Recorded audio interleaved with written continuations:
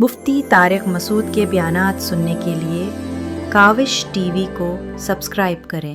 17 سال کا بچہ ہو گیا ہے، ابا بیان میں جانے نہیں دیتے، ابا کہتے ہیں اسٹڈی کرو، بھائی اسٹڈی بھی کرو بیان میں بھی آؤ۔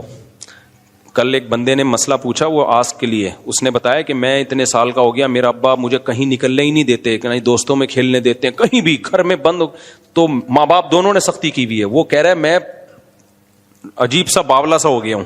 تو وہ نا بچہ اگر بالکل ہی لڑکا اگر وہ ہر وقت گھر میں رہے گا نا، وہ اس کے اوپر کی سیٹنگ آؤٹ ہو جائے گی۔ لڑکوں کو میں یہ نہیں کہہ رہا کہ چرسیوں ہیروئنچوں میں کھیلنے دیں، تھوڑا بہت لڑکے کے لیے ضروری ہے کہ باہر لونڈے لپاڑوں میں کھیلے، مار کٹائی ہو، تھپڑ ماریں، بھاگیں، لیکن کچھ اس کو آدمی بنے گا وہ جبھی۔ ہاں اس کی ایکٹیویٹیز پہ نظر رکھیں، سنو کہ خراب نہ ہونا شروع ہو جائے، لیکن بچے کے لیے، لڑکے کے لیے لڑکوں میں کھیلنا ضروری ہے۔ اس میں کانفیڈنس آتا ہے، بہادری آتی ہے، تو اس میں کانفیڈنس پیدا ہوگا۔ آگے دنیا بڑی مشکل ہے بھائی، بڑی خاردار کانٹے ہیں دنیا میں، دنیا موت تک پھولوں کی سیج نہیں ہے۔ آپ کے بچے نے ساری زندگی پھولوں پہ نہیں چلنا، بڑے بڑے مسائل آ سکتے ہیں، تو اس میں اگر یہ بہادری بچپن سے نہیں ہوگی، دیکھو بلی ہمارے جو محلوں میں پلتی ہے وہ کبھی بھی چوہا نہیں کھا سکتی، لیکن جنگلی بلی کے سامنے آپ چوہا چھوڑ کے تو دیکھو۔ وجہ اس کی ہے کہ جب سے وہ پیدا ہوئی ہے نا، وہ شکار کر کے کھا رہی ہے، اور ہماری بلیوں کو فارمی مرغی کاٹ کے چیچڑے صاف کر کے کھلائے جا رہے ہیں، تو ان میں چوہوں سے دشمنی تو باقی ہے لیکن بہادری ختم ہو گئی۔ شیر کا یہ حال ہو جاتا ہے۔ اقبال نے کہا نا، وہ فریب خوردہ شاہی جو پلا ہو کر گسوں میں، اسے کیا خبر کہ کیا ہے راہ و رسم شاہ بازی۔ ایک شاہین کا بچہ جو باز نہیں ہوتا، شاہین کیسے جھپٹ کے حملے کرتا ہے، اس کا انڈا گدھوں کے ہاں غلطی سے رہ گیا، تو شاہین کا بچہ پیدا ہوا گدھ کے ہاں، تو وہ گدھوں میں رہ کے حرکتیں کیسی ہو گئی اس کی، وہ مردار تلاش کر رہا ہوتا تھا۔ تو جب وہ شاہینوں کو دیکھتا کہ وہ ایسے اٹھتے ہیں، جھپٹتے ہیں، تو وہ حیران ہوتا، یار میری شکل بھی ایسا ہی ہے، لیکن میں تو یہ کر ہی نہیں سکتا۔ بھائی کیوں نہیں کر سکتا؟ تیرا اٹھنا بیٹھنا کس کے ساتھ ہے؟ گدھوں کے ساتھ۔ وہ ایک آدمی اپنا بکرا بیچ رہا تھا، اور قربانی کا بکرا نا، اس نے کہا یہ ایسا بکرا ہے، اس کو آپ یوں بوٹی پھینکو جھپٹ کے کھاتا ہے۔ زیادہ مبالغہ آرائی کر دی نا اس نے، یہ بکرے بیچنے والے تو بہت جھوٹ بول رہے ہوتے ہیں بعض، تو منہ سے غلطی سے یہ نکل گیا کہ جب بوٹی پھینکو گے جھپٹ کے کھاتا ہے۔ تو اس نے کہا یہ بکرا ہے تو بوٹی کیوں کھا رہا ہے جھپٹ کے؟ اس کو احساس ہوا یار میں نے تو جھوٹ بول دیا، اب میں بولوں گا جھوٹ بولا تو پچھلی باتیں بھی چھوٹ جائیں گی، تو بات بدلنے کے لیے کہتے ہیں اصل میں ہے تو بکرا، لیکن اس کا زیادہ تر اٹھنا بیٹھنا کتوں کے ساتھ رہا ہے۔ اس کا اٹھنا بیٹھنا زیادہ تر کس کے ساتھ رہا ہے؟ کتوں کے ساتھ۔ تو جو جس کے ساتھ، جس طبقے کے ساتھ رہے گا، اس میں وہی والی صفات پیدا ہوں گی۔ اگر ہم سے کوئی ادھار مانگے اور ہمیں پتا ہو کہ نہیں دے گا، جس کا پتا ہو دے گا وہ بھی نہیں دے گا، یہ بھی بتا دوں آپ کو میں، یہ سمجھ رہے ہمیں پتا ہے کہ نہیں دے گا، جس کا پتا ہے نا دے گا وہ بھی نہیں دے گا، یہ ذہن میں رکھو۔ کیونکہ جتنے لوگ ادھار لے کے بھاگے ہوئے ہیں نا، تو دینے والے کو یہ پتا تھا کہ یہ دے گا، تبھی تو دیا اس نے۔ اگر پتا ہوتا کہ یہ بھاگ جائے گا تو دیتا۔ تو اس سے ثابت ہوا کہ جس کا پتا ہو کہ دے گا وہ بھی نہیں دے گا، اور جس کا پتا ہے کہ نہیں دے گا تو وہ کیسے دے گا۔ شرعی شادی میں بھی لوگ اپنے موبائل سے جو تصویر لیتے ہیں، تو شرعی شادی کیسے کریں؟ بھائی موبائل کی تصویر جو ہے نا وہ ڈیجیٹل تصویر میں آتی ہے، تو وہ تصویر کے حکم میں داخل نہیں ہے۔ باقی یہ کہہ رہے ہیں دلہن کی تصویریں لیتے ہیں، تو لوگوں کے لیے تو حرام ہے، دلہن کی تو ان کی کیا لگتی ہے؟ ہاں کوئی دولہا دلہن کی تصویر یادگار کے طور پہ رکھ لے اپنے پاس تو وہ ٹھیک ہے، تو بعد میں روئے گا بیٹھ کے بیتا ہوا زمانہ یاد کر کے۔ بیوی اگر بد زبان ہو اور ساری اچھائیاں ہیں اس میں، ایک بچی بھی ہے، اور پیسہ پتہ نہیں کیا لکھا ہوا ہے، انہوں نے رائٹنگ صحیح نہیں ہے لوگوں کی۔ دیکھو بیوی اگر بد زبان ہے، باقی ساری اچھائیاں، صرف ایک زبان بہت خراب ہے، تو آپ کی بیوی، آپ خود بہتر فیصلہ کر سکتے ہو کہ کیا کرنا ہے آپ نے۔ جو جس کی بیوی ہے وہ خود بہتر فیصلہ، ویسے تو یہی برداشت کرو بھائی جب اتنی ساری خوبیاں ہیں۔ بعض دفعہ اتنی زیادہ کوئی عورت بد زبان ہوتی ہے کہ آدمی کی کھوپڑی بالکل ہی آؤٹ ہو جاتی ہے، ڈپریشن میں چلا جاتا ہے، بچے پھر پیدا ہوتے رہتے ہیں وہ بھی بد زبان بن جاتے ہیں۔ تو اللہ نے قرآن میں کہا ہے کہ اگر حدود اللہ پہ قائم رہنا ممکن نہ ہو، ڈپریشن میں جا رہے ہو، گولیوں پہ آ گئے، زندگی عذاب بن گئی ہے، تو پھر محبت سے علیحدگی کر لینی چاہیے۔ طلاق بہت ناپسندیدہ چیز ہے، انتہائی شدید مجبوری میں پھر وہ ناپسندیدہ نہیں رہتی، اور اگر کسی میں برداشت زیادہ ہے تو برداشت کرے، کیونکہ بہرحال گھر بسانے کی برکتیں گھر توڑنے سے بہرحال زیادہ ہی ہیں۔ اور ویسے بھی ایک اصول یاد رکھو، جب بچے بڑے ہو جاتے ہیں نا تو یہ سب چیزیں پھر دوسرے درجے میں چلی جاتی ہیں. یہ شروع کے مسائل ہوتے ہیں. تھوڑے بچے بڑے ہو گئے تو میاں بیوی سب بچوں میں مشغول ہو جاتے ہیں. تو اتنی بد زبان نہ ہو کہ بچوں کو بھی خراب کر رہی ہو، پھر بچے بھی باغی ہو جاتے ہیں، پھر بڑا مسئلہ ہوتا ہے. پھر بڑھاپا بڑا خطرناک ہوتا ہے ایسے آدمی کا. بچے پھر ماں کے ساتھ مل کے ابا کے چترول لگاتے، پھر ابا انجوائے کرتے ہیں، پھر میرے پاس آتے ہیں کہ آج کل میرے ساتھ گھر میں یہ سلوک ہو رہا ہے. اچھا بھائی مفتی صاحب، آپ نے کراچی کے لونڈے لپاڑوں کے لیے ایک نسخہ بتانا تھا. میں نے ایک نسخہ بتانا تھا کہ جس سے یہ باریک لونڈے لپاڑے تھوڑے سے صحت مند ہو جائے. وہ مجھے یاد ہے لیکن ٹائم ہی نہیں مل رہا نا. اب بتاؤں گا بہت لمبی ہو جائے. تو یہ جو کچھ چیزیں ایسی ہیں صحت کے لیے بہت ہی خاندانی ہوتی ہیں. تو 6 چیزوں سے بنتا ہے وہ. ایک ہے مغز کدو، پمکن سیڈ نہیں ہوتا، پمکن کدو کے بیج، چھلکا اترا ہوئے اندر کے جو بیج ہوتے ہیں. ایک بادام، خشخاش، اور 3 چیزیں ہو گئیں. چوتھی چیز ہے مغز تربوز. یعنی اس کو حکیموں کی اصطلاح میں کہتے ہیں مغز کا مطلب ہوتا ہے بیج کے اندر. تربوز کا جو بیج ہے. یہ کتنی ہو گئی؟ 4 چیزیں. اور 5ویں چیز ہے اس میں ناریل. اور جو ناریل نہیں ہوتا جس کا تیل نکالتے ہیں تو اس کو کدوکش کر لینا. اور 6ٹھی چیز ہے مغز خربوزہ، یعنی خربوزے کے بیج کا اندر کا. یہ 6 چیزوں سے بنتا ہے وہ. ابھی فی الحال کیا بہت لمبا چوڑا سیٹ اپ ہے، اس کو سمجھانا یار بہت ٹائم ہو جائے گا. اتنا آج بتا دیا نا، اگلے بلیٹن میں انشاءاللہ اگلا اسٹیپ بتا دیں گے. ایسے ترسا کے بتاؤں گا. نارملی اتنی بات ذہن میں رکھو کہ یہ اپنی خوراک کا حصہ بنا لو. یہ چیزیں جو خشک میوہ ہے نا، میوہ جات جو ہے نا، جیسے اخروٹ ہے، پستہ ہے، بادام ہے، کاجو ہے، اس طرح یہ خربوزے کا جو بیج ہے، کدو کا جو بیج ہے وہ بہت زبردست ہوتا ہے صحت کے لیے. تو یہ چیزیں نارمل اپنی خوراک کا حصہ بناؤ. اور یہ اتنی مہنگی نہیں ہے. ویسے جب جاؤ گے تو بڑی مہنگی ملیں گی، لیکن کھانا تو تھوڑی سی تعداد میں ہے نا. اب مثال کے طور پر کاجو اچھا خاصا مہنگا ہے، لیکن آپ کو یہ تھوڑی کہ بیلچے سے کاجو کھانا شروع کرو گے. تھوڑے تھوڑے کاجو لینے تو وہ ایک دن کے لیے اتنا مہنگا نہیں پڑتا، وہ بہت عرصہ چلتا ہے وہ. تو یہ جو خشک میوہ جات ہے نا، یہ صحت کے لیے بہت ہی زبردست چیز ہے. لیکن اس میں ایک چیز کا خیال کریں کہ تھوڑے تھوڑے روزانہ کھا لیا کریں. کبھی کاجو کھا لیے، کبھی بادام کھا لیے، کبھی پستہ کھا لیا، کبھی اخروٹ کھا لیا، یہ بھی ٹھیک ہے. یا یہ کہ تھوڑی تھوڑی مقدار سب کی ملا کے کھا لیا کریں، وہ بھی ٹھیک ہے.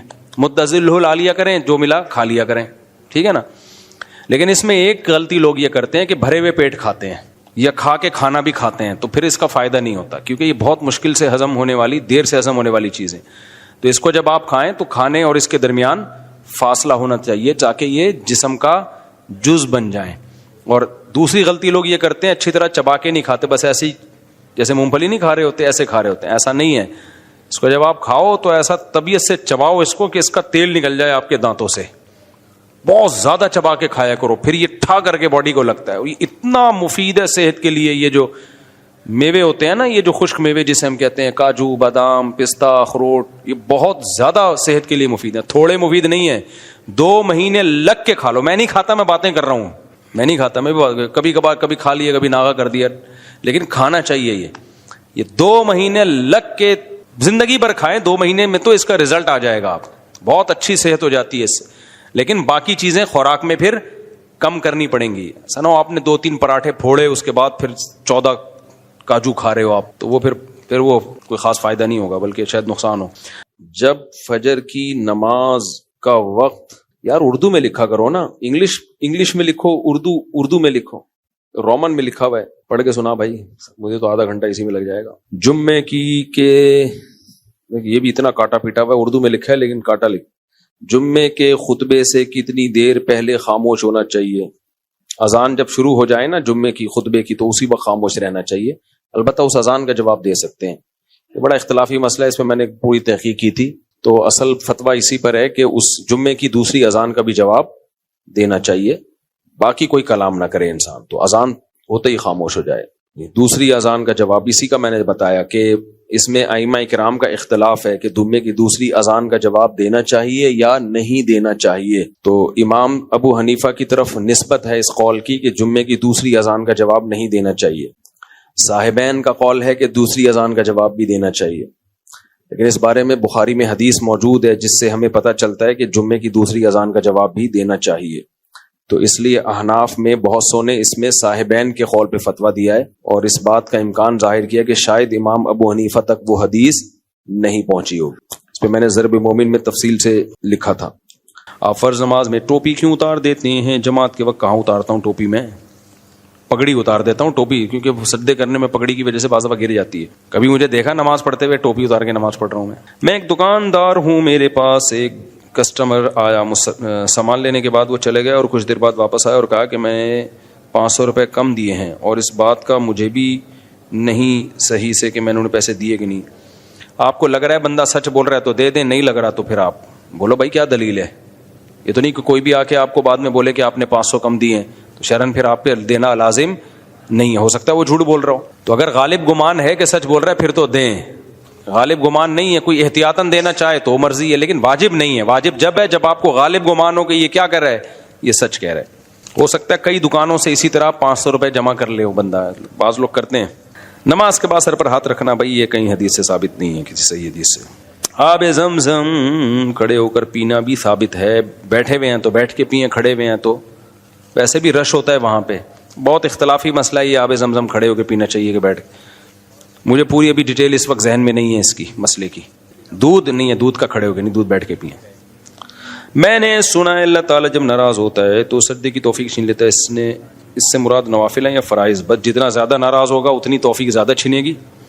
جمعے کے فرض کے بعد دعا میں شریک ہونا بدعت ہے. دیکھو فرض نمازوں کے بعد اجتماعی دعا ثابت نہیں ہے، چاہے جمعے کی ہو یا کوئی بھی نماز ہو. تو کبھی کبھار کر لیں تو ٹھیک ہے، لیکن اس کا معمول جس طرح ہمارے ہاں بر صغیر میں بن گیا ہے، اس کو لوگ سنت سمجھنا شروع کر دیا ہے، اس کو ترک کر دینا چاہیے. میں تو جمعے کے بعد نہیں، کبھی کرا لیتا ہوں، زیادہ تر نہیں کرا رہا ہوتا، تاکہ لوگ اس کو بھی سمجھیں کہ یہ کوئی لازم نہیں ہے. میں نماز، روزہ، زکوٰۃ، ذکر، اذکار اور اضافی نوافل وظائف سب پڑھتی ہوں. اچھا خاتون نے پوچھا. اور اصلاحی درس اور تفسیر بیان میں بھی جاتی ہوں. ابھی کچھ دنوں پہلے میرے بیٹے کی بات پکی کی تقریب ہوئی تھی، کچھ درس رہ گئے تھے تو باجی کہتی ہیں اللہ نے تم کو خوشیاں دی تو تم درس سے دور ہو گئی. مطلب اللہ ناراض ہے. اور مفتی صاحب اگر کسی کی بیماری یا مصروفی کی وجہ سے درس چھوٹ جائے تو اللہ ناراض ہے؟ نہیں بھائی، اگر بیماری مصروفی کی وجہ سے درس چھوٹے تو اللہ ناراض نہیں ہے. نماز چھوٹ جا، انسان کی جماعتیں چھوڑی جاتی ہیں بیماری کی وجہ سے، تو درس بچے کی جب تقریب ہے تو پھر تو جانا چاہیے نا. اس میں درس کا ایک دن ناغہ کر لیں. لڑکی والے بولیں گے کہ ساس نے اتنی بھی لفٹ نہیں کرائی، بچے کی شادی ہو رہی ہے تو وہ درس چھوڑ کر آ جائیں، تو ایسے خاص خاص موقعوں پہ درس کا ناغہ کرنے میں کوئی حرج نہیں ہے. آگے فیوچر پہ بڑا برا اثر پڑے گا نا. بہو بولے گی اتنی تو لفٹ کرائی نہیں تھی کہ اس دن بات طے کرنے بھی اماں نہیں آئی، تو اس کو میسج جو جائے گا وہ کون سمجھے گا کہ اس کے دل میں درس کی عظیم عورت ہے، یہ درس کی بہت زیادہ ویلیو تھی. بہو کبھی سمجھتی ہے کہ میری ساس ایک انتہائی بہت ہی عظیم ہوگی نا جو اتنی درس کی ویلیو ہے. تو نارمل رہنا چاہیے جیسے ساری دنیا چل رہی ہے. میں پیشنٹ ہوں اور میں فرض نماز 1 رکعت کھڑے ہو کر پڑھتی ہوں. اچھا میرے بھائی، بقایا رکعتیں بیلٹ باندھ کر پڑھتی ہوں. یہ کیا ہو گیا بھائی؟ بیلٹ باندھ کے رکعتیں کیسے ہوتی ہیں؟ فرض نماز 1 رکعت کھڑے ہو کر پڑھتی ہوں، بقایا رکعتیں بیلٹ باندھ کر پڑھتی ہوں. بیلٹ باندھ کے بھی نماز ہو جاتی ہے، بغیر بیلٹ کے بھی ہو جاتی ہے. مسئلہ یہ ہے کہ اگر کھڑے ہو کر پڑھنا ممکن نہیں ہے تو اگر 1 رکعت کھڑے ہو کر پڑھ لی ہے، باقیوں میں نہیں کھڑے ہوا جا رہا تو بیٹھ کے پڑھ لیں. جتنی رکعتیں کھڑے ہو کر پڑھنا ممکن ہے اتنی کھڑے ہو کر پڑھ لیں، جو کھڑے ہو کر پڑھنا ممکن نہیں ہے وہ بیٹھ کے پڑھ لیں، نماز ادا ہو جائے گی. ایسے بھی ٹھیک ہے، اگر شروع میں کھڑے ہونا ممکن نہیں تھا، بیٹھ کے پڑھ لی، اگلی رکعت میں ہمت ہو گئی تو اگلی میں کھڑے ہو جائیں. ہر طرح سے ٹھیک ہے. کچھ عرصے سے تلاوت دعائیں وغیرہ پڑھتے ہیں روانی کے ساتھ، کچھ الفاظ کی ادائیگی زبان سے نہیں ہوتی، متعدد دفعہ زور لگا کر تکلف کے ساتھ تلاوت کرنا پڑتا ہے. نہ زور لگایا کرو، اس سے دماغ، گلا بعد میں خراب ہوگا، دماغ پہلے خراب ہوگا، وہمی بن جاتا ہے آدمی. نارملی بس روانی سے پڑھیں، اور اگر قرآن پڑھنا نہیں آتا کسی قاری سے سیکھنا شروع کر دیں اور پڑھتے رہیں. بس زور وور زیادہ نہ لگایا کریں، وہمی ہو جاتے ہیں. میں نے بہت لوگوں کو پاگل ہوتے ہوئے دیکھا ہے، ایسے پاگل ہوئے ہیں کہ پھر ٹھیک ہی نہیں ہوئے، وہ صحتیں بھی برباد ہو گئی ڈپریشن میں جا کے. تو اس لیے کسی بھی چیز کو اس طرح سے اپنے اوپر مسلط نہ کیا کرو. مفتی صاحب آپ کے لطیفوں اور قصوں کی کثرت، گستاخ سیاست دانوں کی بیجا تعریفیں اور قرآن والی غلطی پر کھل کر ندامت اور اعتراف نہ کرنا، ان چند باتوں پر عارفی نامہ کو آپ سے شدید بدگمانی ہے. آپ اعتراف یا وضاحت کچھ تو کریں. اچھا، ورنہ نور العارفین صاحب اپنا دم توڑ جائیں گے. توڑ دیں بھائی، نور العارفین صاحب جو بھی ہیں، جو توڑ سکتے ہیں توڑ دیں. کون سے گستاخ سیاست دان کی میں نے حمایت کی ہے بھائی؟ اور پہلی جملہ کیا تھا قصوں اور کہانیاں, تو جو بھی قصے کہانی ہوتے ہیں کوئی سبق کے لیے ہوتے ہیں, بلا وجہ کوئی شو تو نہیں ہو رہا ہوتا یہاں پہ. پورا 1-1.5 گھنٹے کا بیان ہوتا ہے, اس میں چند لطیفے آ جاتے ہیں جو کوئی موٹیویشن کے لیے ہوتے ہیں, وہ تو اچھا ہے, اس سے فائدہ ہوتا ہے لوگوں کو. اور باقی جو بات ہے وہ قصے کیوں دوبارہ چھیڑ رہے ہیں, اس پہ پوری وضاحتی میں 1 گھنٹے کا کلپ بھی ریکارڈ کروا دیا میں نے, اور اس پہ پوری وضاحت دے دی, تو ختم ہو گئی بات. پھر بھی کسی کو چھیڑنا ہے تو چھیڑ دے. ابھی کوئی مولوی صاحب میرے خلاف کفر کے فتوے دے رہے ہیں ہر جمعے کو, کہ یہ کافر ہو گیا, اس کے پیچھے جو نماز پڑھے وہ بھی کافر ہو گیا. ہر پھر اگلے دن بیان ہوگا, اگلے جمعے میں پھر بیان, یہ کافر ہو گیا, اس کے پیچھے جو نماز پڑھے وہ بھی کافر ہو گیا. قریب میں ہی ہے, ہماری کمیٹی والے پہنچ گئے اس کے پاس تفتیش کے لیے. یہ نہیں کہ اس کو منع کرنے, کمیٹی کے بعض لوگ منع کرنے نہیں, پوچھنے کے لیے کہ واقعی ہمارے امام سب کافر ہو گئے. مجھے بڑا غصہ آیا, میں نے کمیٹی کے چند جو 2-4 لوگ پہنچے تھے, سب نہیں, میں نے کہا تم کیوں اس کے پاس جا رہے ہو نالائقو؟ کہہ رہے نہیں وہ بھی مفتی ہے. میں نے کہا بھائی وہ روحانی عامل ہے, وہ بنیان سونگتا ہے عورتوں کے, حقیقت ہے, وہ مفتی کہاں سے ہو گیا؟ اب اس کو تکلیف مجھ سے یہ نہیں ہے کہ میں نے کیا کہا کیا نہیں کہا, اس کو تکلیف ہے کہ میں عاملوں کے خلاف بولتا ہوں, تو اس کو تو موقع چاہیے مجھ پہ کفر کا فتویٰ لگانے کا. اور میں نے کہا دوسری بات, اگر تم نے اس کے فتوے کو ماننا ہے تو تم سب کا نکاح تو ٹوٹ گیا. پھر وہ تو یہ کہہ رہا ہے جو اس کے پیچھے نماز پڑھتا ہے اس کا نکاح ٹوٹ گیا. میں نے کہا رنڈوے ہو اس وقت, تو تم لوگ رنڈوے ہو. تو فتنہ فساد الگ چیز ہے, اصلاح الگ چیز ہے. تو سوسائٹی میں اصلاح کی کوشش کیا کرو, فساد کی کوشش مت کیا کرو. اگر کوئی کسی کو قتل کرے, باقی جو گستاخ سیاستدانوں کی حمایت, تو بتاؤ نا کون گستاخ سیاستدان ہے جس کی میں نے حمایت کی ہے؟ اگر کوئی کسی اور گستاخ کے فتوے لگانے کی اتھارٹی کس کے پاس ہے, یہ بھی ایک اہم مسئلہ ہے. یہ تھوڑی کہ کوئی بھی کسی کو جب چاہے گستاخ کہہ دے. اس کا معیار کیا ہے؟ کیا پاکستان میں بے گناہ لوگوں کی قتل نہیں ہوئے اسی بات پہ؟ ابھی تو پھر یہ حساس ٹاپک ہے, میں اس پہ بات کروں گا, ایک ایشو بن جائے گا. ورنہ ہمارے پاس جو رپورٹیں ہیں نا, جو کتنے بے گناہ, میں نے اس پہ بیان بھی کیا تھا کینیڈا جانے سے پہلے, کہ کتنے بے گناہ لوگ ہیں جن پہ گستاخیوں کے الزام لگے ہیں, اور وہ کسی نے اپنی دشمنی نکالی. کچھ لوگوں پہ صحیح الزام بھی لگے ہیں, ایسا نہیں ہے, لیکن بہتوں پہ غلط الزام بھی لگے ہیں, صرف کسی نے اپنی دشمنی نکالی ہے. اور پھر تھانے پہ دباؤ ڈالا, پھر جج پہ دباؤ ڈالا, جج اپنی جان بچانے کے لیے اگلے کو جیل میں بھیج رہا ہے. یہ سب کچھ ہوا نہیں ہے, ہو رہا ہے, اور بہت کثرت سے ہوا ہے پاکستان میں. کو بندہ اٹھا کے ادھر مار دیا, کسی نے ادھر اٹھا کے بندہ, بھائی یہ ملک ہے, یہ کیا ہے؟ یہ جو جب چاہے اٹھے, جس کو آپ کی ذاتی دشمنی چل رہی ہوتی ہے, آپ نے اس پہ گستاخی کا لگا دیا الزام اور اڑا دیا بندہ, ہیرو بھی بن جاتے ہو پھر آپ. یہ دنیا میں کسی ملک میں اتنی لا قانونیت نہیں ہے جتنی ہمارے یہاں ہے. تو وہ عامل ہے, بنیان سونگتا ہے, تو بیچارے کا کام یہی ہے فتوے لگانا میرے اوپر. ادھر قریب میں ہی ہے, تو چونکہ اس کی ظاہر ہے دکان بند ہو رہی ہے, میں بار بار جب سے میں نے بنیان سونگنے کا کہا ہے نا, وہ تو سونگتا ہے, وہ تو بالکل ہی ٹھا کر کے جا کے لگ رہی ہے. حالانکہ میں نے اس کا نام تھوڑی لیا, میں نے یہ تھوڑی کہا کہ وہ ایسا ہے, میں نے تو ویسے ہی کہا ہے کہ جو بھی عورتوں کے بنیان سونگتے ہیں, تو وہ فوراً کہتا ہے وہ تو میں سونگتا ہوں. دھوبی کو آپ اپنا بنیان دو نا میلا, اور کو تو اس کو سونگ, تاکہ پتا چلے کتنا گندا ہے, تاکہ صرف اس حساب سے ڈالے. وہ سونگے گا کبھی بھی نہیں ہوگا. تیرا بنیان ہے, میں کیوں سونگوں, ڈائریکٹ مشین میں ڈالوں گا میں اس کو. لیکن یہ عامل لوگ, ان کو شرم نہیں آتی دوسروں کے بنیان سونگتے ہوئے. انسان اپنی بدبو برداشت کرتا ہے. دیکھو آپ واش روم میں 1 گھنٹہ بیٹھا رہتا ہے انسان, حالانکہ بدبو آ رہی ہوتی ہے, لوگ دروازے بجا کے تھک جاتے ہیں, نہیں نکلتا. اپنی بدبو سے کسی کو نفرت نہیں ہوتی, لیکن کوئی اور واش روم سے آئے ہو, آپ جیسے ہی جاؤ گے کیسے ناک پکڑ کے گھوم رہا ہوتا ہے. انسان کی فطرت ہے بھائی, اپنا بنیان برداشت ہو جاتا ہے, دوسرے کا بنیان برداشت نہیں ہوتا. یہ عاملوں کا ظرف ہے کہ دوسروں کا بنیان سونگتے ہیں وہ. اگر کوئی کسی کو قتل کر دے اور پھر مقتول کے بھائیوں سے کہے کہ یہ نصیب میں لکھا ہوا تھا کہ اس کو میں ماروں گا, تو اس کا کیا جواب ہے؟ بہت آسان جواب ہے. آپ اس کو قتل کر دیں, بولے تیرے نصیب میں بھی یہ لکھا ہوا. بہترین. کیا خیال؟ زمین میری تم کاش کرو, نفع آدھا میرا آدھا تیرا, یہ زمین میری تم کاش کرو, میرے لیے سال میں اتنا پیسہ دے دو, اس مسئلے کی وضاحت کریں. ڈاکٹر اسرار احمد نے کہا کہ حرام مطلق ہے, گاؤں دیہاتوں میں تو سب اسی طرح زمین دیتے ہیں. ڈاکٹر اسرار احمد بہت اچھے بڑے اسلامک اسکالر تھے, لیکن یہ مسئلے میں بہت بڑی غلطی کی ہے. صحابہ سے اس کا جواز ملتا ہے, حدیثوں سے بھی اس کا جواز ملتا ہے. انہوں نے اس کو سود کہا ہے, سود کا اس سے کوئی لینا دینا نہیں.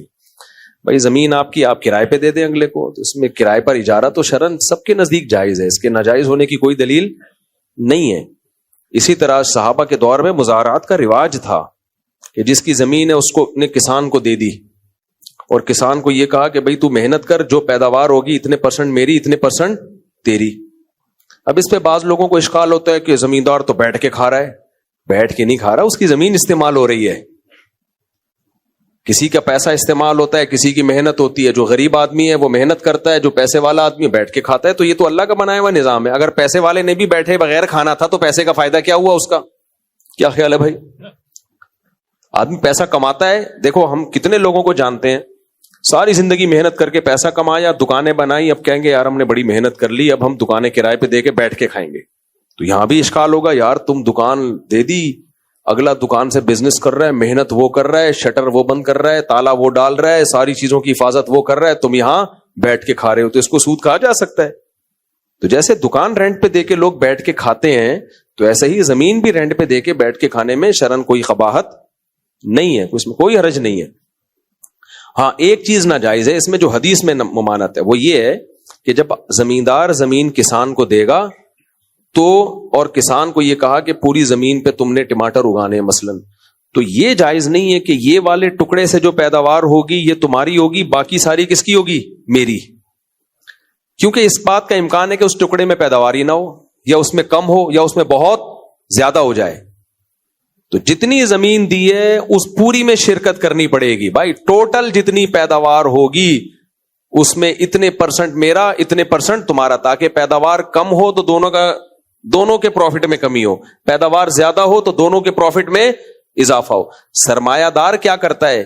اضافہ سارا خود, اور اس کو اسپیسیفک ایک چیز پکڑا دی. نا یہ اس مزدور پہ ظلم ہے. بھائی اگر پیداوار زیادہ ہوگی تو اس کا حصہ بھی زیادہ ہو جائے گا, پیداوار کم ہوگی تو اس کا حصہ اگر کم ہوگا تو تمہارا حصہ بھی کم ہو جائے گا. جیسے مشارکت اور مضاربت میں ہوتا ہے, آپ نے پیسہ لگایا تو نفع نقصان پہ ہوتا ہے. بھائی پروفٹ بڑھے گا تو اس کا بھی مارجن آف پروفٹ بڑھ جائے گا, تو پرسنٹیج کے حساب سے یہی فائدہ ہوتا ہے. تو زمین مزارعات پہ دینا بھی جائز ہے, یعنی کہ ایک کی زمین ہو اور دوسرے کی محنت ہو, اور پیداوار کو وہ لوگ پرسنٹیج کے حساب سے شرکت کر لیں. اور کرائے پہ دینا بھی شرعن جائز ہے کہ آپ نے زمین دے دی, بھائی مجھے کرایہ چاہیے اس کا, جیسے مکان کرائے پہ دیتے ہو آپ.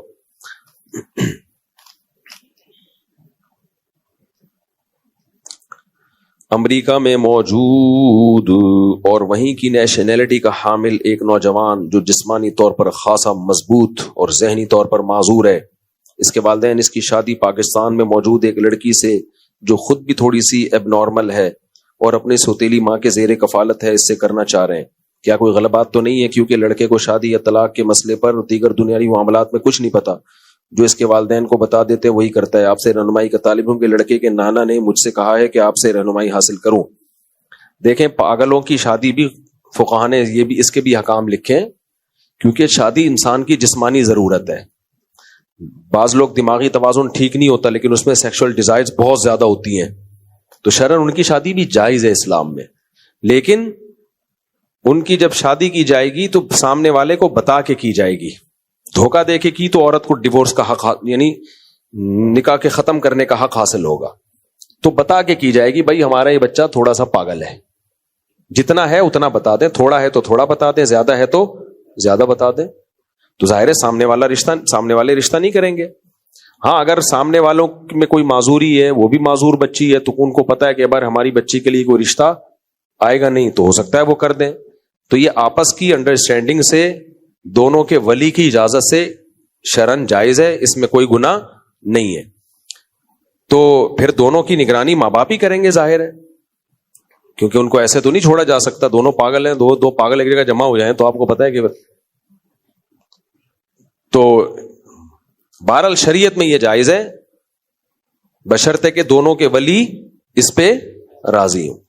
پھر جائز ہے. نکاح میں اللہ نے بہت وسعت دی ہے. ہمارے سیکولر لبرل لوگ تو نہیں مانتے نا, کیونکہ تو زنا کے قائل ہیں. میرے جاننے والوں میں ایک شادی ایسے ہوئی ہے کہ لڑکا معذور ہے, لڑکا ڈسیبل ہے, ذہنی طور پہ تھوڑا معذور ہے, تھوڑا نہیں کافی زیادہ معذور ہے, لیکن لڑکے والے ہیں کروڑ پتی, ارب پتی. اب جو لڑکی ہے وہ طلاق یافتہ بھی ہے, انتہائی درجے کی غریب بھی ہے. تو اس لڑکی نے خود ہی اس معذور سے شادی کی ہے. کیوں کی ہے شادی؟ میرے پاس یہ کیس آیا تھا. لڑکے کی ماں نے کہا ہمارا بیٹا معذور ہے لیکن ہم نے شادی کرنی ہے کیونکہ اس میں ڈیزائرز ہیں, بالغ ہو گیا, پتہ چل جاتا ہے نا ماں باپ کو, بھائی اس میں خواہش بہت زیادہ ہے, تو اب ہم کہاں شادی کریں؟ میں نے کہا جو راضی ہو جائے اس سے کر دیں, جو راضی ہو جائے, دھوکہ نہ دیں کسی کو, اور لڑکی کو بھی دھوکہ نہ دیا جائے. ایسا نہ ہو کہ باپ پہنا دے کہ بھی چلو. تو ان کے لیے ایک رشتہ آیا کہ انتہائی غریب لڑکی, طلاق یافتہ بھی, تو صورت کی بھی کوئی اچھی نہیں تھی. تو اس لڑکی کے ماں باپ, اس لڑکی والے اپنی بیٹی کو لے کے گھوم رہے ہیں, کوئی ان کو صحیح آدمی مل نہیں رہا شادی کے لیے. تو لڑکی سمجھدار ہے, طلاق یافتہ ہے, بچے بھی ہیں اس کے, تو لڑکی راضی ہو گئی. کیوں راضی ہوئی؟ بھائی میں انتہائی غریب گھرانے کی ہوں, تو مجھے میرا شوہر تو نہیں پالے گا لیکن ساس سسر مجھے, وہ تو مجھے گھر میں اتنے بڑے بنگلے میں ٹھکانہ مل جائے گا, تو کوئی بات نہیں, میں شوہر کو سنبھال لوں گی, کوئی بات نہیں, لیکن مجھے ایک ٹھکانہ مل جائے گا. تو لڑکی کے ماں باپ نے بھی سوچا ہماری بیٹی گھر گھر دھکے کھاتی پھر رہی ہے, کبھی اس کے گھر ملازمت, عزت بھی محفوظ نہیں ہے. تو اسلام نے بہترین حل دیا ہے. بھائی اگر آپ کو کوئی رشتہ ایسا لگتا ہے کہ آپ سمجھتے ہو کہ آپ کے لیے بہتر ہے تو آپ کر دیں شادی اس کی. تو انہوں نے شادی کر دی, وہ خوش ہے الحمدللہ, کیونکہ اس کو ایک بڑا گھر مل گیا, اچھا خاندان مل گیا. تو اور اس لڑکی سے کوئی بھی نارمل آدمی شادی کے لیے تیار نہیں تھا. تو جہاں دھوکا ہوگا وہاں جائز نہیں ہے, جہاں دھوکا نہ ہو وہاں دونوں کی میوچل انڈرسٹینڈنگ سے جب وہ دونوں خوش ہیں تو کسی تیسرے کو کباب میں ہڈی بننے کی کیا ضرورت. ممکن ہے کوئی سیکولر لبرل لوگ بولیں لو ایک اچھی بڑی لڑکی معذور کے حوالے کر دی, بھائی وہ لڑکی خوش ہے اس پہ, ٹھیک ہے نا, کیونکہ وہ ویسے ہی گھروں میں جا کے معذوروں کی خدمت کر کے پیسے کما رہی ہوں. یعنی میں اپنے شوہر معذور کی خدمت کر کے پیسے کما لوں, اچھا نہیں ہے کیا؟ مجھے وراثت بھی ملے گی, مجھے اولاد معذور نہیں ہوتی. بعض دفعہ شوہر کوئی ڈسیبل ہوتا ہے تو ڈاکٹر کہہ دیتے ہیں کہ اولاد میں یہ بیماری نہیں آئے گی, تو مجھے اولاد مل جائے گی, مجھے ایک اچھا سسرال مل گیا. تو ہر ایک کو ساری نعمتیں نہیں ملتی, کچھ چیزوں سے بعض دفعہ دستبردار ہونا پڑتا ہے. تو میرے پاس آیا کیس, میں نے کہا بھائی جب لڑکی بھی خوش ہے اور آپ لوگ بھی اس لڑکی کو ایکسپٹ کر رہے ہو تو لڑکی کی بھی عیش ہے, مزے ہیں بھائی, ورنہ وہ مجھے پتا تھا وہ بیچاری گھر کر کے دھکے کھا رہی تھی. ہمارے لبرل لوگوں کے پاس تو یہی ہے کہ بس اس کو کہیں ماسی بنا دو, اور کوئی حل ان بیچاروں کے پاس نہیں. ان کے لیے تو نہ تعلیم کے پیسے ان کے پاس, کچھ بھی نہیں ہے. اور اگر تعلیم حاصل کر بھی لے تو ڈیزائرز تو لڑکی میں بھی ہے نا, خالی تعلیمی ہر چیز کا علاج تھوڑی ہے, خواہشات تو اس میں بھی ہیں, تو زنا کی طرف جائے گی, پبلک پراپرٹی بنے گی وہ. تو اسلام نے حل بتایا کہ بھائی لڑکی اور اس کے ولی اگر راضی ہوں تو پھر نکاح ہو سکتا ہے. اس میں کچھ, ہاں اس میں لڑکی کے ولی کے ذمے ہے کہ وہ بیٹی کا فائدہ دیکھ کے کرے کہ اس کے نقصانات کم ہیں, اس کے نکاح کے فائدے زیادہ ہیں تو کرے. اگر وہ سمجھتا ہے کہ نقصانات زیادہ ہیں فائدے کم ہیں, مثال کے طور پر بعض دیوانے ایسے ہوتے ہیں مارتے ہیں پیٹتے ہیں, پاگل ہو جاتے ہیں, او منہ توڑ دیں گے, تو پھر جائز نہیں ہے کرنا. بھائی بعض پاگل ایسے ہوتے ہیں, وہ بیچارہ معذور ہے ذہنی, لیکن ایسا نہیں ہے نا کہ مارتا پیٹتا. بعض ڈپریشن کے مریض ہوتے ہیں وہ گلے دبا دیتے ہیں. تو پھر یہ نہیں ہے کہ چونکہ پیسہ ملے گا تو بیٹی کو, پیسہ ملے گا بچے کی تو پیسہ ملے گا نا, ٹوٹ ٹاٹ کے برابر کر کے رکھ دے گا تھوڑے دنوں میں. تو معذور میں بھی فرق ہوتا ہے نا. ماں اگر چھوٹی بچی کو دودھ نہ پلائے تو کیا گناہ ہوگا؟ کیونکہ بچی کو کسی اور کو دیا ہے شوہر نے, اگر کسی اور کو دے دیا تو اماں کھلائے گی.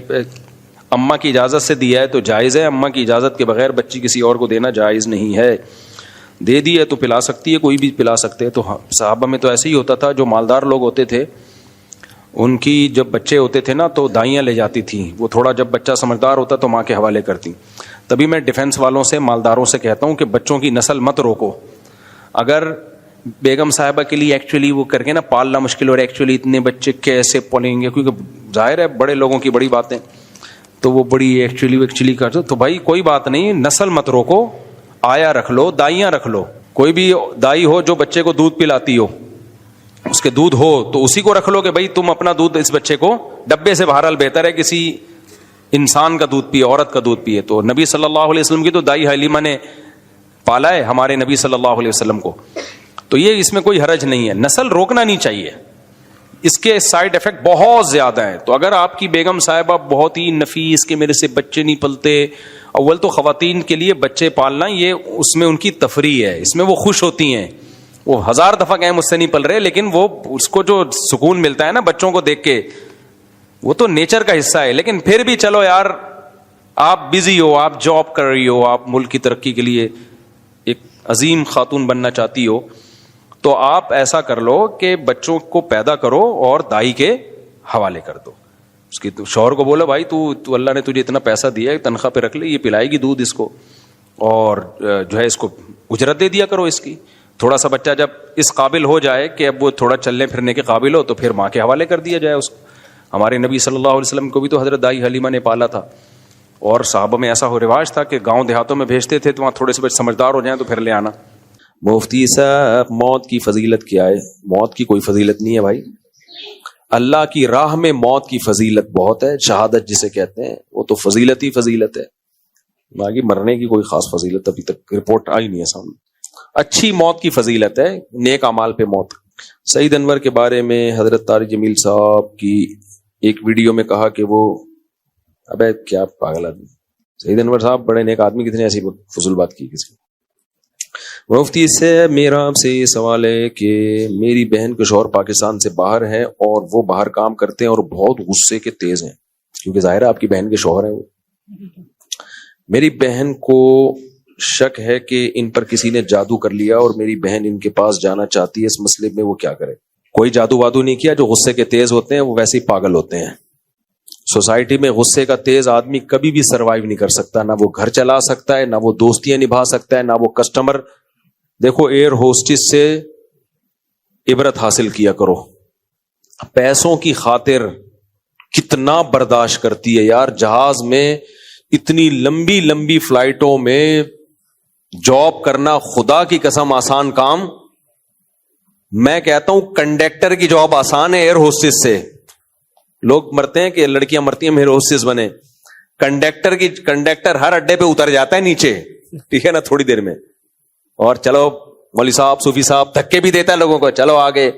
آپ نے تمیز سے بات نہیں کی نا, تھوڑی دیر برداشت کرے گا, اس کے بعد اسی سٹائل میں بھر کے گالی بھی پارسل کر دے گا آپ کو, دھکا دے کے نیچے بھی اتار دے گا آپ کو. آگے بیٹھا ہوگا, گٹکا کھا رہا ہوگا, پان کھا رہا ہوگا. ایئر ہوسٹس کی جاب شروع میں دیکھنے میں لگتی ہے کہ یار دیکھو جہاز میں کتنا صاف ستھرا لباس پہن کے جا رہی ہے. بھائی آپ ایک سال 2 سال جہازوں میں سفر, حدیث میں آتا ہے سفر و سقر, سفر جو ہے یہ سقر ہے, سقر جہنم کو بولتے ہیں, یعنی ٹینشن ہے سفر. اور جہاز کا سفر تو بہت بڑی ٹینشن ہے, کیونکہ ایک ہی روٹین ہے نا آپ کی. کنڈکٹر کی ایک جیسی روٹین نہیں ہوتی, یہاں سے نکل رہا ہے ادھر سے, جتنی بھی بس بھری بھی ہو ادھر سے گھسے گا آگے سے نکل بھی آئے گا. وہ یہ بھی ایک بھی انجوائے کرتا ہے نا وہ لائف کو. یہاں سے گھسا, سب سے کرائے لے کے, اس کی جیب کبھی نہیں کٹتی, سب کی کٹے گی جیب, کنڈکٹر کی نہیں کٹے گی. یہاں سے گھسا ادھر سے نکل آیا. تو خیر وہ بھی ٹینشن والی جاب ہے, میں نہیں کہہ رہا کہ کنڈکٹر کی جاب ہلکی ہے, لیکن ایئر ہوسٹس کی جاب بہت مشکل جاب ہے. تو ہواؤں میں رہنا, اتنا ٹائم جہازوں میں, اتنے گھنٹے گزارنا روزانہ ڈیلی بیسس, اور پھر لوگوں سے حسن اخلاق سے بات کرنا.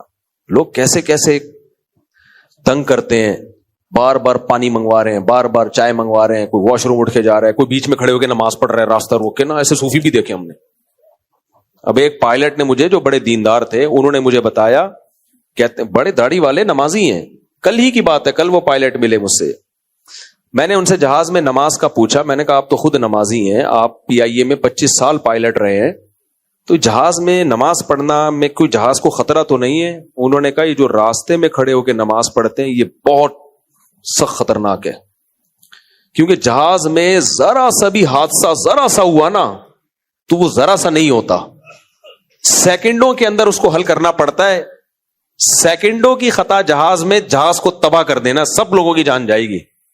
تو انہوں نے کہا میں جب پائلٹ تھا تو میں کبھی کسی کو راستے میں نماز نہیں پڑھنے دیتا تھا, کیونکہ کچھ بھی ہو گیا پیچھے لوگ, اچھا جہاز کا ایک اصول یہ ہے کہ پبلک کو بتایا کچھ نہیں جاتا جہاز میں کہ کوئی فنی خرابی ہو گئی ہے. ایئر ہوسٹس کو سکھایا جاتا ہے کہ 100% جہاز نے تباہ بھی ہونا ہے نا, آپ نے مسکرانا ہے, کچھ نہیں, یہ تو نارمل ہے, کچھ بھی نہیں. کیونکہ اگر آپ گھبرا گئی نا, پبلک تو کھڑکیوں سے چھلانگے مارے گی. پبلک بولے گی بیٹا یہ گھبرائی ہوئی ہے, اس کا مطلب کچھ ہے. کیونکہ جہازوں میں ایسا ہوتا ہے, طوفان آتے رہتے ہیں اوپر نا, تو جہاز میں وائبریشن ہوتی رہتی ہے, ہلتے رہتے ہیں, دائیں بائیں ہوتے رہتے ہیں, بہت ہوتا ہے جہازوں میں. تو اس میں جہاز کا جو عملہ ہے اس کو یہ سکھایا جاتا ہے بھائی جتنی بھی, کیونکہ جب ایمرجنسی ہوگی, پبلک اگر بھگدڑ مچ گئی تو پھر تو گئے کام سے. تو پبلک تو سیٹ بیلٹ باندھ کے بیٹھی رہے آرام سے, شور نہ مچائے. شور مچایا تو ان کے خود اوسان خطا ہو جاتے ہیں. تو ان کو تو یہ سکھایا جاتا ہے بھائی جب تباہ ہوگا نا خود ہی پتہ چل جائے گا ان کو کہ اب کہیں اور پہنچ گئے, ہم فرشتے نظر آئیں گے. اس سے پہلے آپ نے کیا کرنا ہے, ریلیکس. تو اب کل کی بات ہے, ہمارے دوست ہیں PIA میں 25 سال پائلٹ رہے ہیں, دعوت تھی, بیان بھی تھا, دعوت بھی تھی. انہوں نے بتایا, میں نے نماز کا ان سے پوچھا نا, تو میں چاہتا ہوں تاکہ تحقیق کروں نا کہ واقعی کھڑے ہو کے بیچ میں کیونکہ بیچ میں ہی جگہ ہوتی ہے زیادہ تر. تو انہوں نے کہا کہ بھائی یہ اتنا ڈینجرس ہے, اتنا ڈینجرس ہے, ذرا سا کوئی خرابی ہو گئی نا جہاز کی دم میں. انہوں نے دم نہیں بولا, میں تو وہ ٹرمینالوجی استعمال نہیں کروں گا نا جو پائلٹوں کی ہوتی ہے. دم میں آگ لگ گئی فرض کرو, تو سیکنڈوں کے اندر عملے کو بھاگنا ہوتا ہے. اس میں یہ نہیں ہوتا بیچ میں نیت باندھ کے بندہ کھڑا ہوا ہے. تو بہت بڑے مسائل ہوتے ہیں. پھر ایک نمازی نہیں, انہوں نے کہا میں حج کی پرواز لے کے جا رہا تھا, تو میں نے اور کہتے ہیں میں نے تو حادثے دیکھے بھی ہیں نا, وہ تو خود پائے 25 سال جس نے جہاز اڑایا ہوگا, کہہ رہے ہیں ہم نے حادثے فیس کیے ہیں. اچھا, میں کئی پائلٹوں سے ملا ہوں. بعض دفعہ جہاز میں جو کو پائلٹ ہے وہ بھی گپ شپ کے لیے آ جاتے ہیں کبھی, جو فارغ ہوتے ہیں نا, تو میں ان سے بہت پوچھتا ہوں. میں نے ایسے ایسے واقعات جہازوں کے دیکھے تو میں تو سناتے ہوئے ڈر رہا ہوں کہ لوگ سفر نہ کرنا چھوڑ دیں. ایک پائلٹ نے مجھے بتایا, میں شاید سعودی عرب جا رہا تھا, کو پائلٹ تھے وہ, یا کو نہیں ہوں گے, کو ہوں گے بہرحال. تو بیٹھے ہوئے گپ شپ ہو رہی. میں نے کہا آپ اتنے عرصے جہاز اڑا رہے ہیں, کوئی حادثہ؟ انہوں نے کہا میں نے ایک حادثہ ہم نے, خیر ہم جہاز اڑا رہے تھے, رشیا جا رہے تھے ہم. انہوں نے کہا رشیا والے نے پی کے اڑاتے ہیں جہاز. تو رشیا میں جہاز میں کبھی بھی جس ٹریک پہ جہاز جا رہا ہوگا, سامنے والا یہ W11 نہیں ہے کہ اسی ٹریک پہ آ رہی ہو, اینڈ وقت پہ دائیں بائیں کر لیا. W11 میں تو ایسا ہوتا ہے جا رہے وہ بھی سامنے آ رہا ہے, کوئی پرابلم کی بات نہیں, اینڈ وقت پہ جب پہنچیں گے وہ تھوڑا ادھر ہو جائے گا, یہ تھوڑا ادھر. جہازوں میں ایسا نہیں ہوتا کیونکہ اتنی سپیڈ ہوتی ہے. تو کہتے ہیں وہ کوئی پی کے اڑا ہوگا بیچارہ پائلٹ. بیچارہ تو نہیں کہنا چاہیے اس کمبخت کو. کہہ رہے ہیں جب اتنا قریب پہنچ گیا نا, سامنے سے آ رہا تھا, غلط ٹریک پہ چڑھ گیا تھا, کہ ہمارے اور اس کے درمیان ڈیسیژن یعنی فیصلہ کرنے کا صرف 10 سیکنڈ رہ گئے تھے جب ہمیں پتہ چلا ہے. تو جہازوں میں کچھ ایسے حالات لگے ہوتے ہیں جو آپ کو فوراً الرٹ کر دیتے ہیں. تو جہاز میں جو فوراً اس نے الرٹ کیا, آواز آئی نا کہ رائٹ, اس کا مطلب ہوتا ہے رائٹ پہ ٹرن کر لو, آگے کوئی خطرہ ہے. اور اس پائلٹ کو میسج گیا کہ لیفٹ. کہہ رہے 10 سیکنڈ کے اندر پائلٹ جو ہے نا اس کے اعصاب مضبوط ہونے چاہیے, کیونکہ وہ ابھی جب دیکھا نا آگے سے جہاز آ رہا ہے بھائی, وہ تو پورا اس کو وہ تو ٹکرا جاتا ہے. کہہ رہے 10 سیکنڈ میں فیصلہ کیا ہے, تو فوراً پائلٹ نے اس کو جہاز کو ادھر گھمایا ہے. تو پائلٹ بھی اگر پی کے بیٹھا ہوا ہو, یوں گپے مار رہا ہے, 4 شادیوں کی باتیں کر رہا ہے وہاں بیٹھ کے ہیں وہی, تو پروگرام تو بڑھ گیا نا پھر. تو 10 سیکنڈ کے اندر کہہ رہے ہیں فوراً جو ہے نا اس نے ایسے کیا, اور وہ والے پائلٹ نے ایسے, تو وہ یہ پکڑو نا, کہہ رہے ہیں دونوں جہاز ایسے گئے, وہ ادھر سے آیا اور یہ یوں گئے. پیچھے پبلک کو کچھ بھی نہیں پتا, پبلک تھوڑا سا یوں ہوئی ہے, کہہ رہے ہیں واہ بھائی بڑا آج انجوائے کر رہے ہیں, بڑا بھائی آج تو یوں کر کے جا رہے ہیں ہم لوگ. تو پبلک کو پیچھے نہیں بتایا جاتا کہ بھائی پروگرام سب کا اڑنے والا تھا. تو انہوں نے مجھے بتایا کہ ایسے گئے ہیں دونوں جہاز, یوں آ رہا ہے یہ ادھر, یہ ادھر, یہ ادھر, تو ایسے گئے ہیں. تو کہہ رہے ہم نے سب نے کلمہ پڑھ لیا تھا کہ آج ہمارا انا للہ ہو گیا. خیر اس پائلٹ کے خلاف کیس ویس ہوا ہوگا جو رشیا کا پائلٹ تھا. تو خلاصہ یہ ہے کہ میں نے کئی پائلٹوں سے ریسرچ کی نماز کے بارے میں. انہوں نے کہا راستے میں کھڑے ہو کر بالکل, انہوں نے کہا میں حاجیوں کو لے کے جا رہا تھا, تو مجھے پتا ہے کوئی ایمرجنسی ہوئی تو بھاگنا پڑتا ہے, سیکنڈوں کے اندر وہ بھاگنا پڑتا ہے نا. ایک نمازی بھی بیچ میں آگے اور آپ بندے پھلانگ کے جا رہے ہو تو گئے کام سے. تو انہوں نے مجھے کہا کہ حاجی لوگ جا رہے ہیں, حاجیوں کا تو مقصد ہی نماز پڑھنا ہے. کہہ رہے میں نے بار بار اناؤنسمنٹ کی ہے, بیچ میں راستے میں نماز نہ پڑھیں, آپ سیٹ پہ پڑھ لیں, بعض دفعہ سعودی ایئر لائن میں تو پیچھے جگہ دی ہوئی ہے, کہہ رہے نہیں حاجی کہاں مانے. اس نے بتایا عجیب, ایک خاتون کھڑے ہو کے سیٹ پہ اور قبلہ پچھلی جانب تھا تو اس طرف رخ کر کے نیت باندھی ہوئی انہوں نے نماز پڑھ. وہ اتنا ڈینجرس ہے کیونکہ جہاں کہیں بھی آگے ویکیوم آ گیا نا, ایسے حادثات بہت ہوتے ہیں, سیٹ بیلٹ نہیں ہوتی تو جہاز ایک دم دھڑام سے نیچے ہوتا ہے, کھوپڑی جا کے لگتی ہے چھت پہ. ایسے بہت واقعات ہو چکے ہیں جہازوں میں, سیٹ بیلٹ نہیں باندھی. پہلے بہت میں کہتا تھا یار یہ اتنا زور کیوں لگا رہے ہیں, کوئی یہاں کے اسپیڈ بریکر یا کھڈے تھوڑی آ رہے ہیں.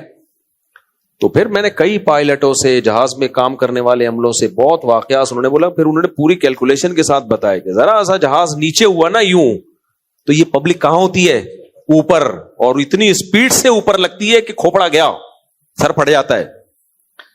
تو انہوں نے مجھے پھر تو اس کے بعد پھر میں اب کبھی بھی راستے میں نماز نہیں پڑھتا, اگر یا تو کہیں جگہ مل جائے کہیں کنارے پہ یا پھر مجبوری میں سیٹ پہ ہی پڑھتا ہوں نماز. تو میں واقعہ پتہ نہیں کیا سنا رہا تھا, یہ پورا جہازوں پہ رپورٹ پیش کر دی ہم نے. تو ایک ٹینشن ہوتی ہے, اسٹریس میں ہوتے ہیں پائلٹ بھی اور جو یہ جو ایئر ہوسٹس کا عملہ ہے نا. ہاں میں کہہ رہا تھا کہ کیسے کیسے لوگ کر رہے ہوتے ہیں نا. ایک صاحب نے بتایا, میں جہاز, پائلٹ نے بتایا میں جہاز لے کے جا رہا تھا, تبلیغی اجتماع تھا, سارے تبلیغ والے بیٹھے ہوئے ہیں, ہم کہتے ہیں بنگلہ دیش جا رہے تھے. تو کہہ رہے ہیں بھائی ان کو بول رہا ہوں سیٹ بیلٹ باندھو, وہ سب باری باری نماز پڑھنے کے لیے, وضو کرنے کے لیے جا رہے ہیں, دائیں بائیں ہو رہا ہے اور سارے وضو کر کے آ رہے ہیں اور پورا کیچڑ کیچڑ بنا دیا انہوں نے, لگ رہا تھا کسی گدا گاڑی میں ہم جا رہے ہیں. تو ان کا مقصد تبلیغ کی مخالف, وہ خود تبلیغی تھے, ان کا مقصد یہ تھا کہ بھائی آپ جب کوئی کہیں سفر کرتے ہو تو لا کو تو فالو کرو نا آپ.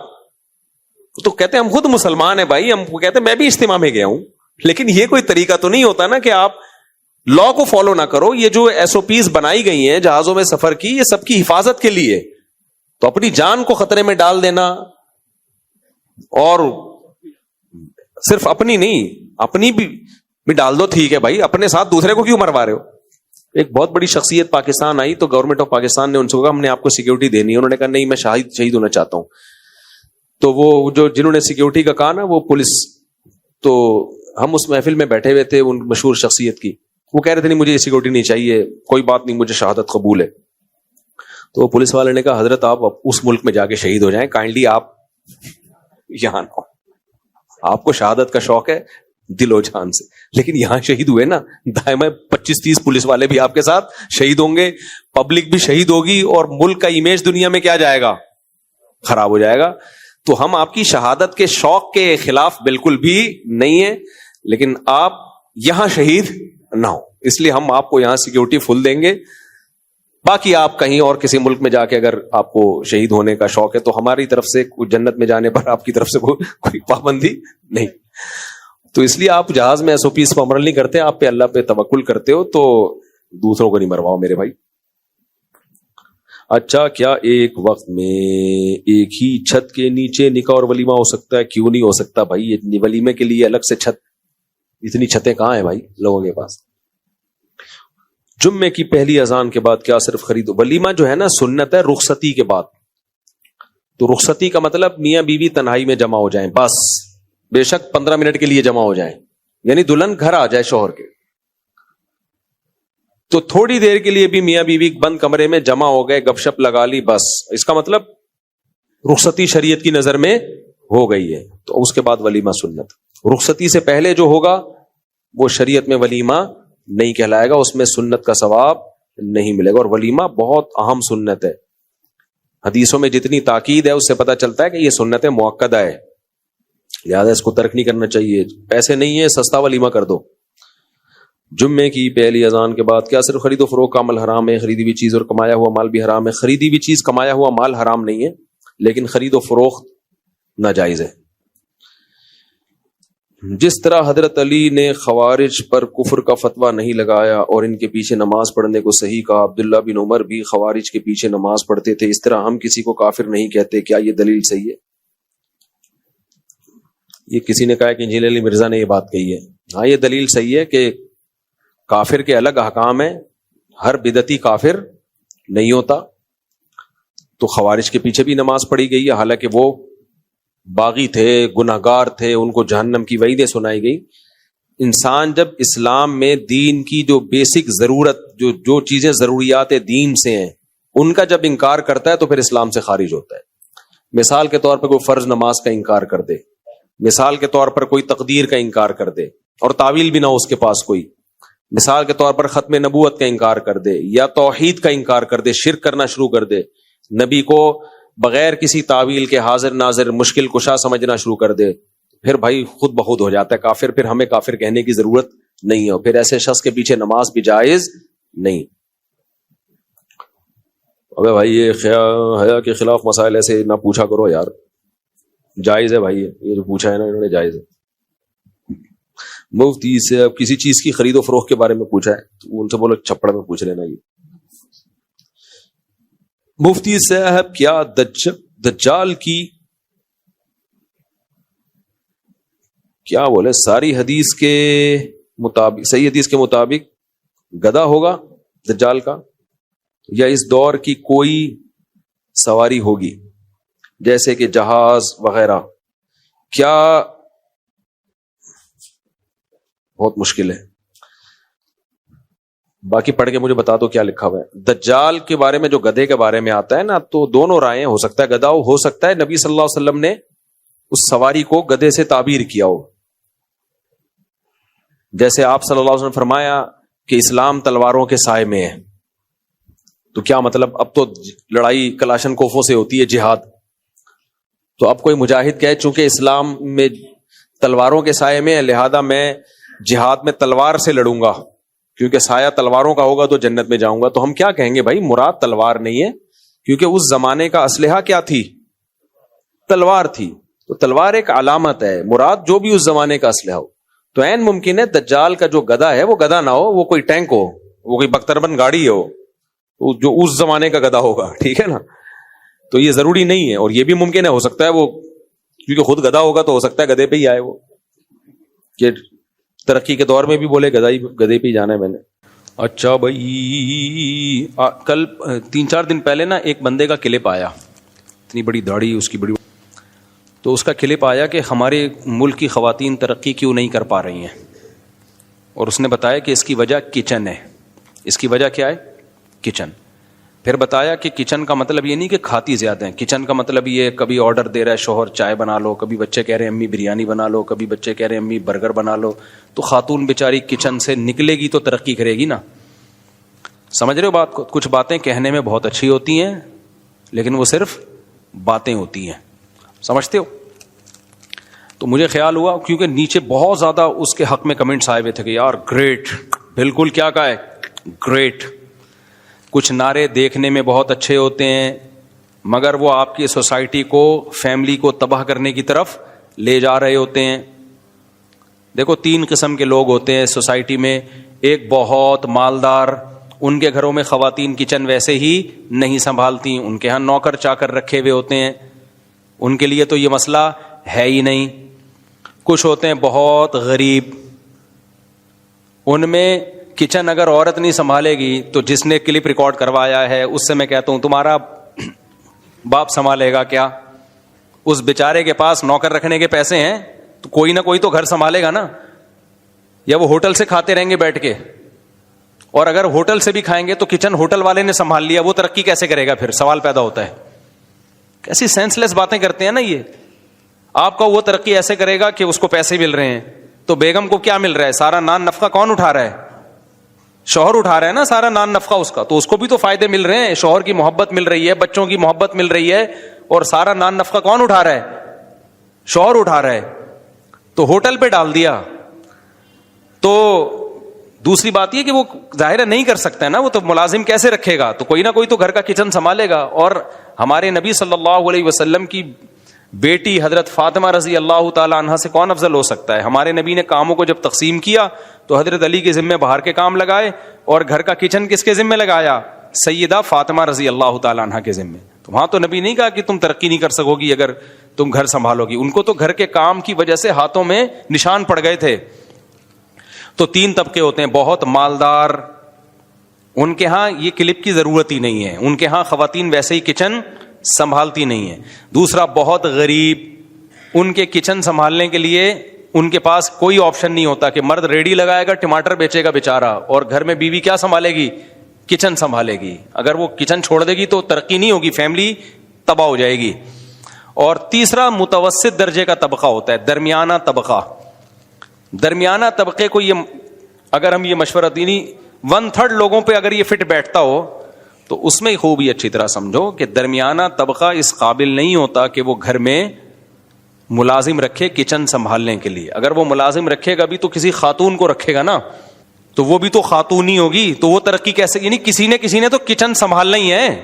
یعنی ان کی نظر میں ترقی کا دماغ میں ایسا گوروں نے بٹھا دیا ہے نا فٹ کر کے کہ کچن اس ترقی سے نکل ہی گیا ہے. تو ایسی ترقی کا کیا کرنا ہے؟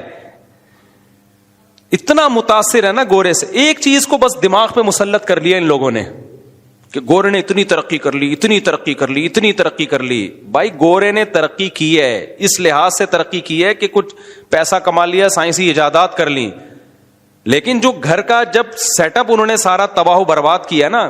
جب گھر چلتا ہے نا گھر, تو وہ مرد اور عورت سے چلتا ہے, دونوں اپنی اپنی ذمہ داریاں پوری کرتے ہیں. مرد کی ذمہ داری ہے باہر کے کام, اور گھر کی ذمہ داری کس کی ہے؟ عورت کی. دونوں گھر میں ہوں گے تو بھی برباد ہو جائے گا نظام, دونوں گھر سے باہر ہوں گے تو بھی کیا ہو جائے گا؟ اولاد کیسے پیدا ہوگی؟ اس بندے کو یوں کہنا چاہیے تھا کہ کچن سے زیادہ عورت کو ترقی نے روکا ہے اولاد پیدا کرنے نے. کچن سنبھالنا اتنا مشکل نہیں ہے, بچہ سنبھالنا اس سے بھی زیادہ مشکل. تو اصل میں یوں کہنا چاہیے کہ یہ اولاد ہے جس نے ماں کو ترقی کرنے سے روکا ہے, کیونکہ جس کے بچہ ہوتا ہے بہت مالدار ہوگی تو آیا رکھ لے گی نا. میں تو درمیانے اور غریبوں کی بات کر رہا ہوں, درمیانے طبقے اور غریبوں کی. وہ تھوڑی آیا رکھ سکتے ہیں, تو اس کا مطلب نسل ہی روک دینی چاہیے. کیا خیال ہے پھر؟ تو یہ فطرت سے بغاوت ہے یا نہیں؟ کبھی دنیا میں کوئی ایسا دیکھا کہ ترقی کی بات کر رہا ہو اور نیچر سے ہٹا رہا ہو آپ کو؟ نیچر سے ہٹ کے کبھی ترقی ہو سکتی ہے؟ دنیا کی ہر مخلوق نسل بڑھانا چاہتی ہے, اور نسل بڑھتی ہے فیمیل سے. تو آپ نے فیمیل کو نسل سے روک کے ترقی کی راہ پہ گامزن کر دیا, تو کچھ دولت پیسہ تو کما لے گی, لیکن آگے ان کا بڑھاپے میں کیا ہوگا؟ ان کی بہویں, داماد, پوتے, نواسے, سارا سیٹ اپ بولو برباد. اور اندھا ہوتا ہے نا جب انسان, تو دیکھی ہوئی چیزوں سے بھی اندھا ہوتا ہے. جب انسان وحی کی تعلیمات کے بغیر عقل کا استعمال کرتا ہے نا, تو اتنا اندھا ہو جاتا ہے کہ جو عذاب نظر آ رہا ہوتا ہے نا اس کا بھی انکار کر رہا ہوتا ہے. قوم عاد نے کہا تھا نا کہ جب بادل آئے نا عذاب برسانے کے لیے, تو پیغمبر نے کہا دیکھو میں جس عذاب کا وعدہ کرتا تھا وہ عذاب آ گیا ہے. تو نظر آیا کہ بارش کا موسم بھی نہیں ہے, اور پیغمبر نے پیش گوئی کی ہے کہ عذاب آنے والا ہے. دیکھو کوئی بارش کا موسم نہ ہو, اور کوئی ولی اللہ کے بولے کہ محکمہ موسمیات والے کہہ رہے ہیں کہیں بھی بارش کا دور دور امکان نہیں ہے, لیکن دیکھنا بادل آئیں گے اور پتھر برسیں گے. ایسے موقع پہ اگر بادل آ جائیں اور محکمہ موسمیات والے بولیں کہ دور دور تک بھی کوئی امکان نہیں ہے, اور کوئی ولی اللہ کہہ رہا ہو کہ آئیں گے اور برسیں گے, تو جب بادل آئیں گے تو آپ ڈر جاؤ گے نا کہ یار یہ تو لگتا ہے کچھ اور ہی ہونے والا ہے. تو پیغمبر اس قوم کو کہہ رہے ہیں دور دور تک کوئی امکان نہیں ہے, لیکن بادل آئے اور وہ کہہ رہے ہیں کہ عذاب آئے گا, وہ کہہ رہے ہیں نہیں یہ بادل ہے پانی برسے گا. فرمایا بل ہوا مستعجلتم بھی, نہ عذاب برسے گا. تو کیا برسا پھر؟ عذاب برسا. وہ نارمل بادل تھوڑی تھے. تو یہ جو ہمارے سیکولر لبرل طبقہ ہے نا, جو خواتین کو گھروں سے نکالنے کے لیے آزاد کر کے بے لگام بنانا چاہ رہا ہے ترقی کے نام پہ, یہ یورپ اور امریکہ اور ترقی یافتہ قوموں کی تباہی دیکھ کے بھی اس کا انکار کر رہا ہے کہ ان کا خاندانی نظام تباہ ہونے سے حشر کیا ہوا ہے. ان کی عورتوں نے کچن جب چھوڑا ہے اور مردوں کے شانہ بشانہ جب وہ ترقی کی راہ پہ چلی ہیں, تو اس عورت کا کیا حشر ہوا اور مرد کا کیا حشر ہوا, وہ دیکھ کے بھی ان کو عبرت حاصل نہیں ہو رہی ہے. اور کہہ رہے ہیں کہ نہیں وہی قوم عاد کی طرح یہ بارش بادل ہے بارش برسے گی, کہہ رہے ہیں یہ ترقی ہے. تو آپ جاؤ جاپان میں رینٹے بندہ عورت بھی بلوا رہی ہے کرائے پہ بندے جو اس کی تنہائی دور کریں, اور مرد بھی بلا رہے ہیں عورت کو. ابھی ایک گورے کا ولاگ آیا ہے, کسی نے مجھے بتایا کہ جاپان جا رہا ہے تو کرائے پہ نا اس نے گرل فرینڈ لی ہوئی ہے. تو آپ ہو سکتا ہے کوئی دنیا میں پاگل کم نہیں ہے, ہو سکتا ہے کوئی شخص یہ کہے کہ ٹھیک ہے پیسہ کما لیں گے تو بڑھاپے میں کیا کر لیں گے, تنہائی دور کرنے کے لیے رینٹ پہ کیا لے لیں گے. خاتون ترقی کرے کچن وچن چھوڑ دے, جب کچن چھوڑے گی تو مرد اس کو چھوڑ دے گا, بولے گا بھائی میں بھی جب کما رہا ہوں تو بھی کما رہی ہے تو تو بھی کھا, اور میں اپنے خرچے پہ کیا کروں گا, کھاؤں گا. پھر ہمارا ریلیشن کے کیا مطلب اس کا؟ کوئی ریلیشن کچھ ہوا؟ کوئی کسی کی ذمہ داری پوری نہیں کر رہا, نہ تو مجھے اولاد دے رہی ہے. یہ سیکولر طبقہ, میں بار بار کہتا ہوں نا کہ بیوی اور گرل فرینڈ میں انہوں نے فرق کیا کر دیا ہے؟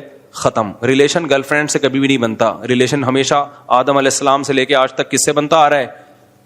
بیوی سے. تو گرل فرینڈ, وہ جہلم والی سرکار پہ دوبارہ آتا ہوں میں.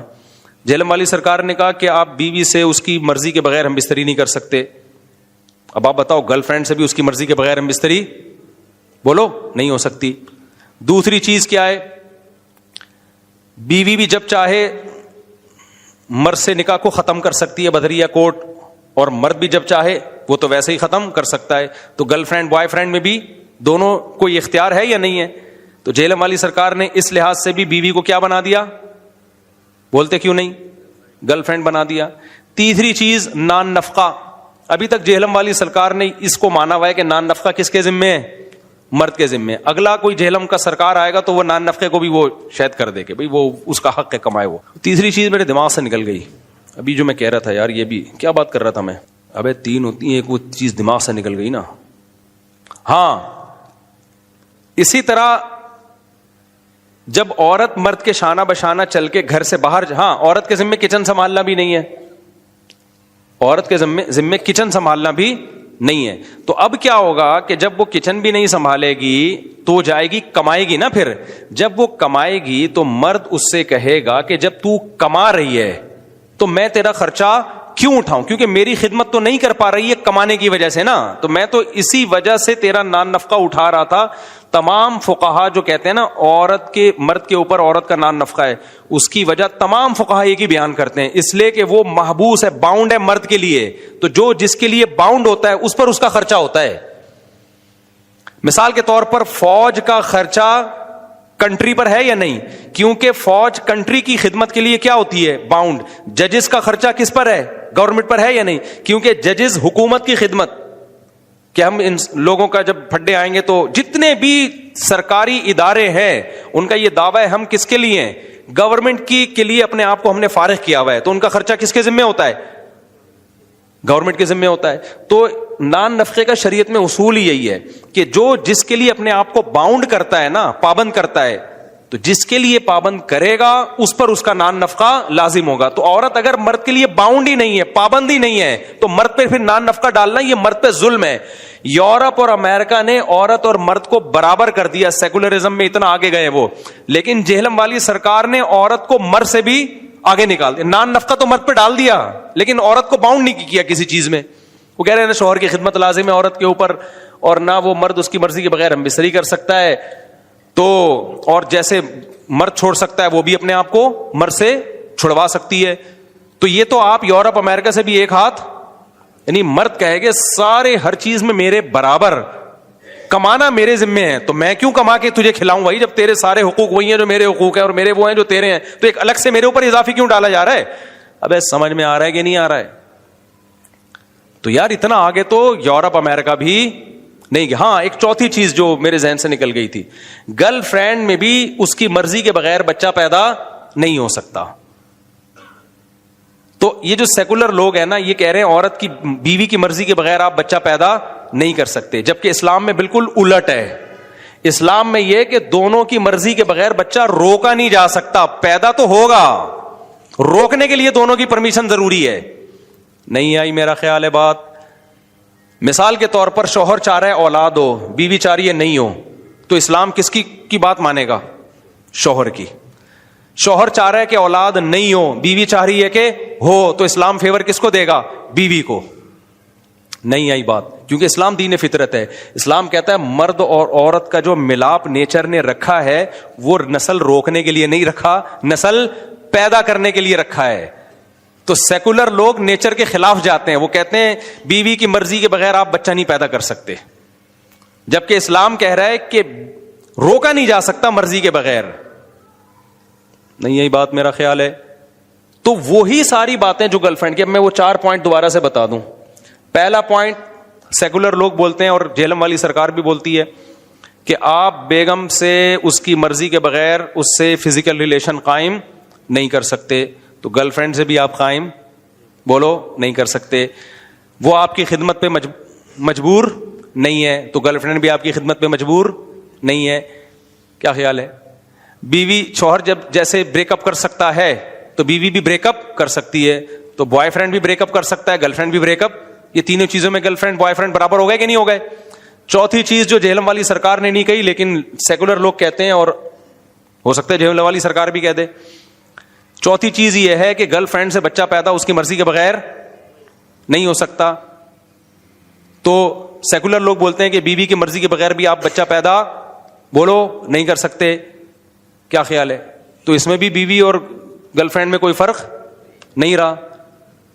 پانچویں چیز سیکولر لوگ بولتے ہیں کہ عورت بھی کمائے گی, ظاہر ہے جب کمائے گی تو مرد پہ اس کا نان نفقہ نہیں ہوگا, تو گرل فرینڈ بھی خود کما رہی ہوتی ہے, مرد بوائے فرینڈ پر ہوتا ہے گرل فرینڈ کا خرچہ.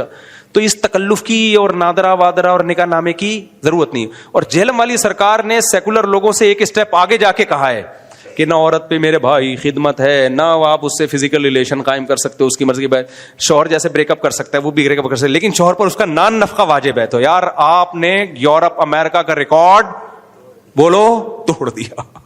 جہلم والی سرکار کے لطیفے آپ کو میرا خیال ہے نہیں سمجھ میں آ رہا, یا آپ اتنا الجھ گئے ہیں گرل فرینڈ اور بیوی اور جہلم والی, آپ کی کھچڑی پک گئی ہے, آپ کو کنفیوز ہو گئے ہیں آپ. اچھا خیر, تو اسلام پہ چلو, یہ دین فطرت ہے. جب شادی ہو گئی ہے تو اگر کسی ضرورت سے نسل روکنی پڑ رہی ہے تو دونوں کی پرمیشن ہوگی تو نسل روکنے کی اجازت ہوگی. ہاں کوئی عذر ہو شرعی تو ایک الگ بات ہے. عورت میں ڈاکٹر کہہ رہا ہے اس میں مر جائے گی, بھائی اس کی صحت ہی نہیں ہے, وہ تو ایک الگ بات ہے. نارمل حالات کی میں بات کر رہا ہوں. تو نسل روکنے کی نہ عورت کو اجازت ہے شوہر کی مرضی کے بغیر, نہ شوہر کو اجازت ہے بیوی کی مرضی کے بغیر, کیونکہ شادی ہوئی ہے تو یہ نسل کے لیے ہوئی ہے اور اس کا کوئی مقصد نہیں ہے. بڑا مقصد ہی یہی ہے. تبھی تو محدثین باب باندھتے ہیں, باب العلت التی نہی من اجلها التبتل. اسلام میں وداؤٹ میرج زندگی کو پسند نہیں کیا گیا. اس طرح کی جتنی حدیثیں ہیں نا جس میں نکاح نہ کرنے والے کو ملامت کی گئی ہے, ان تمام حدیثوں کی علت میں محدثین باب باندھتے ہیں کہ اس وجہ سے منع کیا گیا ہے نکاح سے بچنے سے, کیونکہ اس سے نسل کم ہوتی ہے, جبکہ اللہ یہ چاہتے ہیں کہ نسل بڑھے. تو نکاح سے جو ہمیں نکاح کی ترغیب دی گئی ہے نا, وہ دی ہی اس لیے گئی ہے کہ نسل پیدا ہو ہماری. سمجھتے ہو کہ نہیں سمجھتے؟ تو اس لیے میرے بھائی کیا بات چل رہی تھی. ہاں اس کو کچن میں پاگلوں کی طرح وہ آج کل جیسے بنایا ہوا ہوتا ہے, دیوروں کے لیے الگ پراٹھے بن رہے ہیں, پھر صبح شام چائے, اور جو بعض گھروں میں جوائنٹ فیملی میں عورتوں پہ ظلم ہوتا ہے اس ظلم کے کوئی بھی قائل نہیں ہے. وہ تو غلط ہے, ایک حد تک ہی ہے نا. میں نے بتایا تھا نا, ایک آدمی نے مجھے بتایا میری وائف جو ہے ابا کے لیے پھوروا پراٹھا دوپہر روٹی بنائے گی, پھر اماں کے لیے بنائے گی, پھر میرے 3 دیور بھائی ہیں دیور ہیں ان کے لیے بنائے گی, پھر ملازموں کے لیے, دکان پہ ملازم ہیں ان کے لیے 18 روٹیاں ٹوٹل ایک ٹائم پہ بنا رہی ہے. وہ یہ زیادتی ہے بھائی. وہ ملازموں کے لیے بھی بہو سے کھانے پکوا رہے ہو اور دیوروں کے لیے بھی اتنا نہیں. ہاں جوائنٹ فیملی میں ایسا ہوتا ہے کہ اگر وائف نے سب دیور کے لیے ایک ٹائم کا پکا دیا تو پھر رات کا کوئی دوسری بیوی پکا لیتی ہے, یہ ریلیکس ہو جاتی ہے. تو اس طرح جوڑ توڑ کر کے چل رہا ہو تو ٹھیک ہے, ورنہ ایک عورت پہ اتنے لوگوں کی ذمہ داریاں ڈال دینا یہ بہرحال ظلم ہے. سمجھتے ہو گے نہیں سمجھتے ہو؟ تو کسی نے ایک آدمی نیچے کمنٹ کیے ہوئے تھے, وہ جو میں نے بتایا نا, اس نے کہا تھا کہ عورت اگر کچن سنبھالے گی تو ترقی نہیں کرے گی. تو اس نے کہا تو کون سی ترقی چاہ رہا ہے, کیا کریں اب, کیا کریں ہم؟ تو ہم نے گھروں کی زندگی کو بھی چلانا ہے. سمجھتے ہو؟ ہاں اللہ نے پیسہ زیادہ دیا ہے نا, آپ نے پیسہ کما لیا ہے تو پھر اپنی بیگم کو آپ اس سے آزاد کر دو. بھائی بیگم تم ایکچولی پھر جو ہے نا وہ جو بھی آپ ایکچولی کے بعد لگا دو, اور گھر میں کام کاج کے لیے کیا رکھو, ملازم رکھو. تو بڑے گھروں میں ہم نے دیکھا ہے, بڑے بڑے علماء جو بہت اللہ نے ان کو پیسہ دیا, ان کے گھروں میں ہم نے دیکھا ہے ان کے گھر میں عورتیں کام نہیں کرتی ہیں. عرب میں تھوڑی ہوتے ہیں, عربوں کے پاس بہت پیسہ ہے تو ان کے عورتیں تھوڑی اتنا کام کرنی ہے. وہ پڑھ لیں لکھ لیں ٹھیک ہے, اچھی بات ہے. نارمل لوگوں کے ہاں مرد یہ افورڈ کر ہی نہیں سکتا کیونکہ اس کو ملازم رکھنا پڑے گا. تو وہ جو تھوڑی بہت ترقی اس کی ہوئی ہے وہ ساری ترقی ملازم کی تنخواہوں میں نکل کے تنزل میں, اور آپس کے ریلیشن بھی ختم ہوں گے. ماؤں کی روٹیاں تو یاد آتی ہیں ساری زندگی, نے روٹیاں پکا پکا کے کھلایا, یاد آتا ہے ساری زندگی. اتنی تو ریلیشن بنتا ہے. ہم نے تو اپنی ماؤں کو دیکھا ہے چمٹا لے لے کے ہمیں ڈرا ڈرا کے کھلاتی تھیں, ایسے ہمیں کھلایا. اگر ہماری اماں نے کچن ہی نہ سنبھالا ہوتا ابا صبح آفس، اماں صبح آفس. تو ہم تو نہ پیدا ہوتے اور پیدا ہو بھی جاتے تو ہمیں تو گھروں میں نوکرانیاں کھلا رہی ہوتی. ہمارا ریلیشن کس سے بنتا اللہ معاف فرمائے. وہ مجھے ایک کسی نے ٹک ٹاک پہ نا ایک وہ بھیجا بڑا زبردست کہ ایک آدمی کے گھر میں نوکرانی کام کر رہی ہے. استغفر اللہ، غلط ہو گیا. وہ ایک آدمی نے اپنی بیوی سے کہا کہ میں تجھے دیکھ رہا ہوں کہ تو اتنی خدمت کر رہی ہے، تو گھر میں نوکرانی لے آ. اس نے کہا خبردار دوبارہ نوکرانی کا کہا، میں پہلے نوکرانی ہی تھی اس گھر میں، مجھے تیری نیت کا پتہ ہے. میں پہلے نوکرانی تھی جس پہ تو نے غلط نظریں ڈالی ہیں اور بیوی بن گئی آج. تو مجھے پتا ہے کوئی نوکرانی آئے گی وہ تیری دوسری بیوی بنے گی. تو نوکرانیوں کے یہ بھی سائڈ افیکٹ ہیں. آپ نے ترقی کے لیے بیگم کو کیا کر دیا؟ گھر سے آزاد. تو اب ظاہر ہے کوئی یا تو نوکر رکھو گے یا گھر میں کیا رکھو گے؟ نوکرانی. یا ٹوٹل کہاں سے کھانا آئے گا؟ ہوٹلوں سے. وہ بیماری الگ ہوگی اس میں. تو کچھ لوگ بات کرنے سے پہلے سوچتے نہیں ہیں کہ ہم جو بول رہے ہیں اس کے سائڈ افیکٹ کیا ہوں گے. اس کا نتیجہ صرف یہ نکلے گا جو خواتین گھروں میں سکون سے زندگی گزار رہی ہیں، کچن سنبھالا ہوا ہے، اپنے شوہروں کو خوش رکھا ہوا ہے، اپنے بچوں کو خوش رکھا ہوا ہے، مہمانوں کو خوش رکھا ہوا ہے، ان کی ہنسی خوشی لائف گزر رہی ہے. وہ خواتین یہ کلپ دیکھ دیکھ کے احساس کمتری میں جائیں گی اور ان کا گھر کا سارا سیٹ اپ برباد ہو جائے گا. اچھے بھلے گھروں کو نا اس طرح کے کلپ ہنستے کھیلتے گھروں میں لڑائیاں پیدا کروا دیتے ہیں، کیونکہ منفی بات کا انسان اثر زیادہ لیتا ہے. تو اس لیے ایسے کلپوں کو پروموٹ نہ کیا کریں. ماں اگر چھوٹی بچے کو دودھ پلائے تو یونیورسٹیوں بتا دیے کیا چھوٹے بچوں کو دودھ پلانا واجب ہے، تو کیا ان کو جلیبیاں کھلائیں گے؟ کیا دودھ نہیں پلائیں گے تو کیا پلائیں گے؟ مر جائے گا اگر دودھ نہیں پلائیں گے تو. بھائی ان کا مقصد یہ ہے کہ ماں کے لیے دودھ پلانا دیانتاً لازم ہے. حضرت ہماری یہ جگہ رشتے کی بات ہوئی، ہم نے ان سے نکاح کا کہا تو ان لوگوں نے انکار کیا نکاح سے. تو ایک میاں آپ کے بیان میں لڑکی کے ابو کو نصیحت کرتا کہ وہ نکاح کر دے. ایک جگہ رشتے کی بات ہوئی تو ہم نے ان سے نکاح کا کہا تو ان لوگوں نے انکار کر دیا نکاح سے. آپ بیان میں لڑکی کے ابا کو، میں ابا کو جانتا نہیں، مجھے کیا پتا کیوں نکاح کیا ہے، میں تمہارا ماموں لگتا ہوں جو میں جا کے. آپ بہت آتے ہیں لوگ میرے پاس یار کہ لڑکی کے ابا نہیں مان رہے، ابا نہیں مان رہے. بھائی میں تو آپ کو جانتا ہوں. کہہ رہے ہیں آپ میں کیوں سمجھاؤں اس کو، مجھے کیا پتا آپ کون ہو بھائی. وہ کہہ رہے نہیں میں بہت نیک ہوں. بھائی تو کہہ رہا ہوگا نیک، مجھے تو نہیں پتا نا کہ تو نیک ہے یا کیا ہے. کسی ہندو عیسائی کھانے پینے کے دے سکتے ہیں، کھا سکتے ہیں. بھائی اگر کسی عورت کا محرم سعودی عرب میں، کسی عورت کا محرم سعودی عرب میں ہو، بغیر محرم کے سفر کرنا ٹھیک نہیں ہے. مجبوری ہو تو اتنی حد تک ٹھیک ہے کہ آج کل جہاز کے سفر بہت سہولت والے ہو گئے ہیں، تو اگر بعض دفعہ ڈبل کرایہ بہت مشکل ہو رہا ہوتا ہے، تو اگر وہاں محرم موجود ہے ادھر لوکیشن پہ جہاں جا رہے ہیں تو گنجائش ہے. دوسرا سوال، ڈرائیور اگر کسی ادارے میں کام کرتا ہو تو کدھر کدھر سفرانہ نماز پڑھے گا؟ جب بھی اپنے شہر سے باہر نکلے گا اور 78 کلومیٹر دور جانے کی نیت ہو تو سفرانہ ہی پڑھے گا. بعض لوگوں کی پوری زندگی اسی میں گزر جاتی ہے تو کوئی حرج نہیں. السلام علیکم، کیا حال ہے بھائی جان، ٹک ٹاک سب سیٹ چل رہا ہے. سفرانہ پڑھے گا. آپ کا اصل وطن وہ ہے جہاں آپ بیوی بچوں کے ساتھ رہتے ہو. کہیں جاب کرتے ہو تو وہ آپ کا اصل وطن نہیں بڑھتا.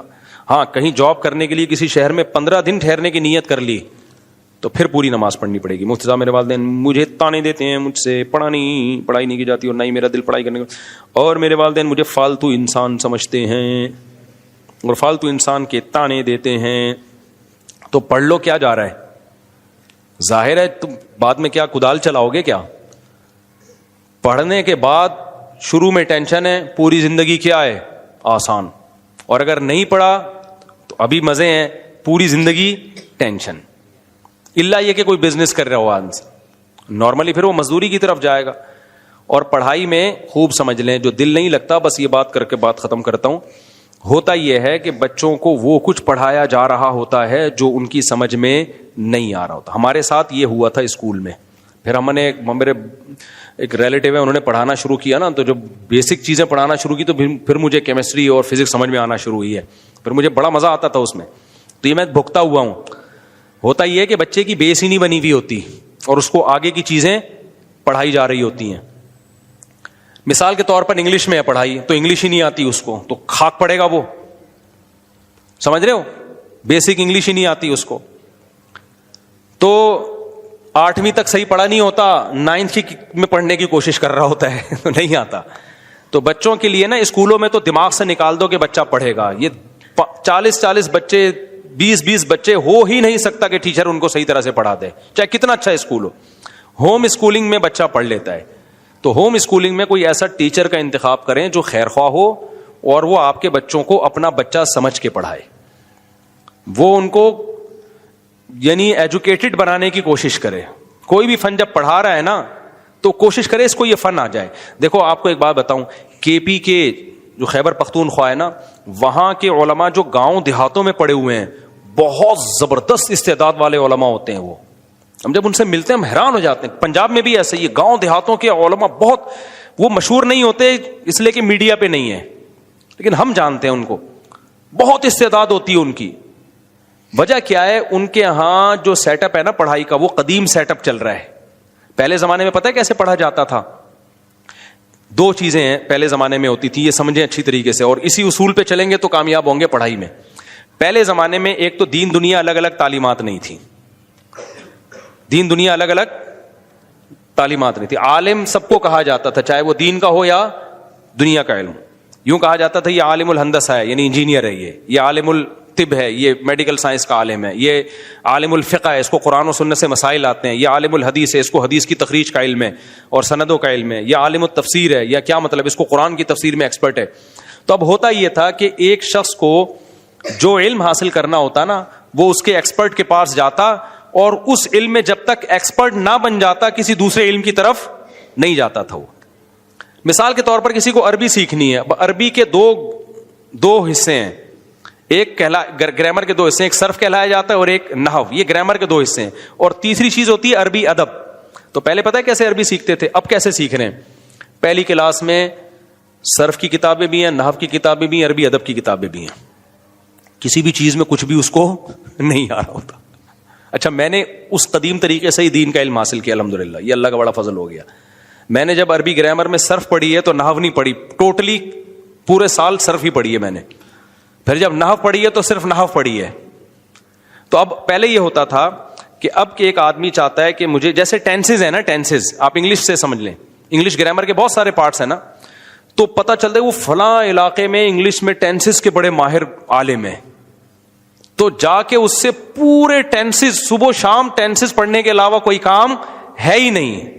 وہیں پڑاؤ ڈالتے تھے, وہیں رہتے تھے, وہیں کھانا, وہیں ناشتہ, اور استاذ کی خدمت میں اسی کے جوتے بھی سیدھے کر رہے ہیں, اسی کے کپڑے بھی دھو رہے ہیں, اسی کی بھینسوں کو نہلا بھی رہے ہیں. جب بھی ٹیچر آئے گا اس سے پڑھنا شروع. یہ اسٹائل ہوتا تھا ونس اپون اے ٹائم مسلمانوں کی تعلیم حاصل کرنے کا. سمجھتے ہو؟ اب عربی گرامر میں صرف پڑھنا ہے تو صرف ہی پڑھتے چلے. جب صرف میں ایکسپرٹ ہو گئے نا, اب آ رہے ہیں نحو کی طرف. نحو میں بہت زیادہ ایکسپرٹ ہو گئے تو اب آ رہے ہیں عربی گرامر کی طرف. یہ عالم بننے کا بتا رہا ہوں, پہلے علماء کیسے بنتے تھے. اب عربی گرامر ہو گئی تو اب عربی ادب کی طرف. عربی ادب کی کتابیں, نفحۃ العرب ہے, القراءۃ الراشدہ سے شروع ہوتا ہے, پھر وہ ہے المقامات ہے. تو جتنی عربی گرامر, متنبی ہے, حماسہ ہے, عربی گرامر کی شاعری, وہی پڑھتے رہتے تھے. اتنی مہارت ہو جاتی, ہزار اشعار زبانی یاد کر لیتے, اتنے ماہر ہوتے. پھر جب عربی میں عبور ہو گیا, پھر آتے تھے قرآن کی طرف, تفسیر کی طرف, پھر حدیث کی طرف, پھر فقہ کی طرف. اس طرح سے پہلے زمانے میں عالم بنتا تھا. پی کے میں, گاؤں دیہاتوں میں اب بھی کیا ہے, یہی طریقہ ہے. تو جو ان طریقوں سے عالم بنے بہت ماہر ہیں, کیونکہ ان کو بہتوں کو اردو نہیں آتی اس لیے مشہور نہیں ہے. سمجھتے ہو کہ نہیں سمجھتے ہو؟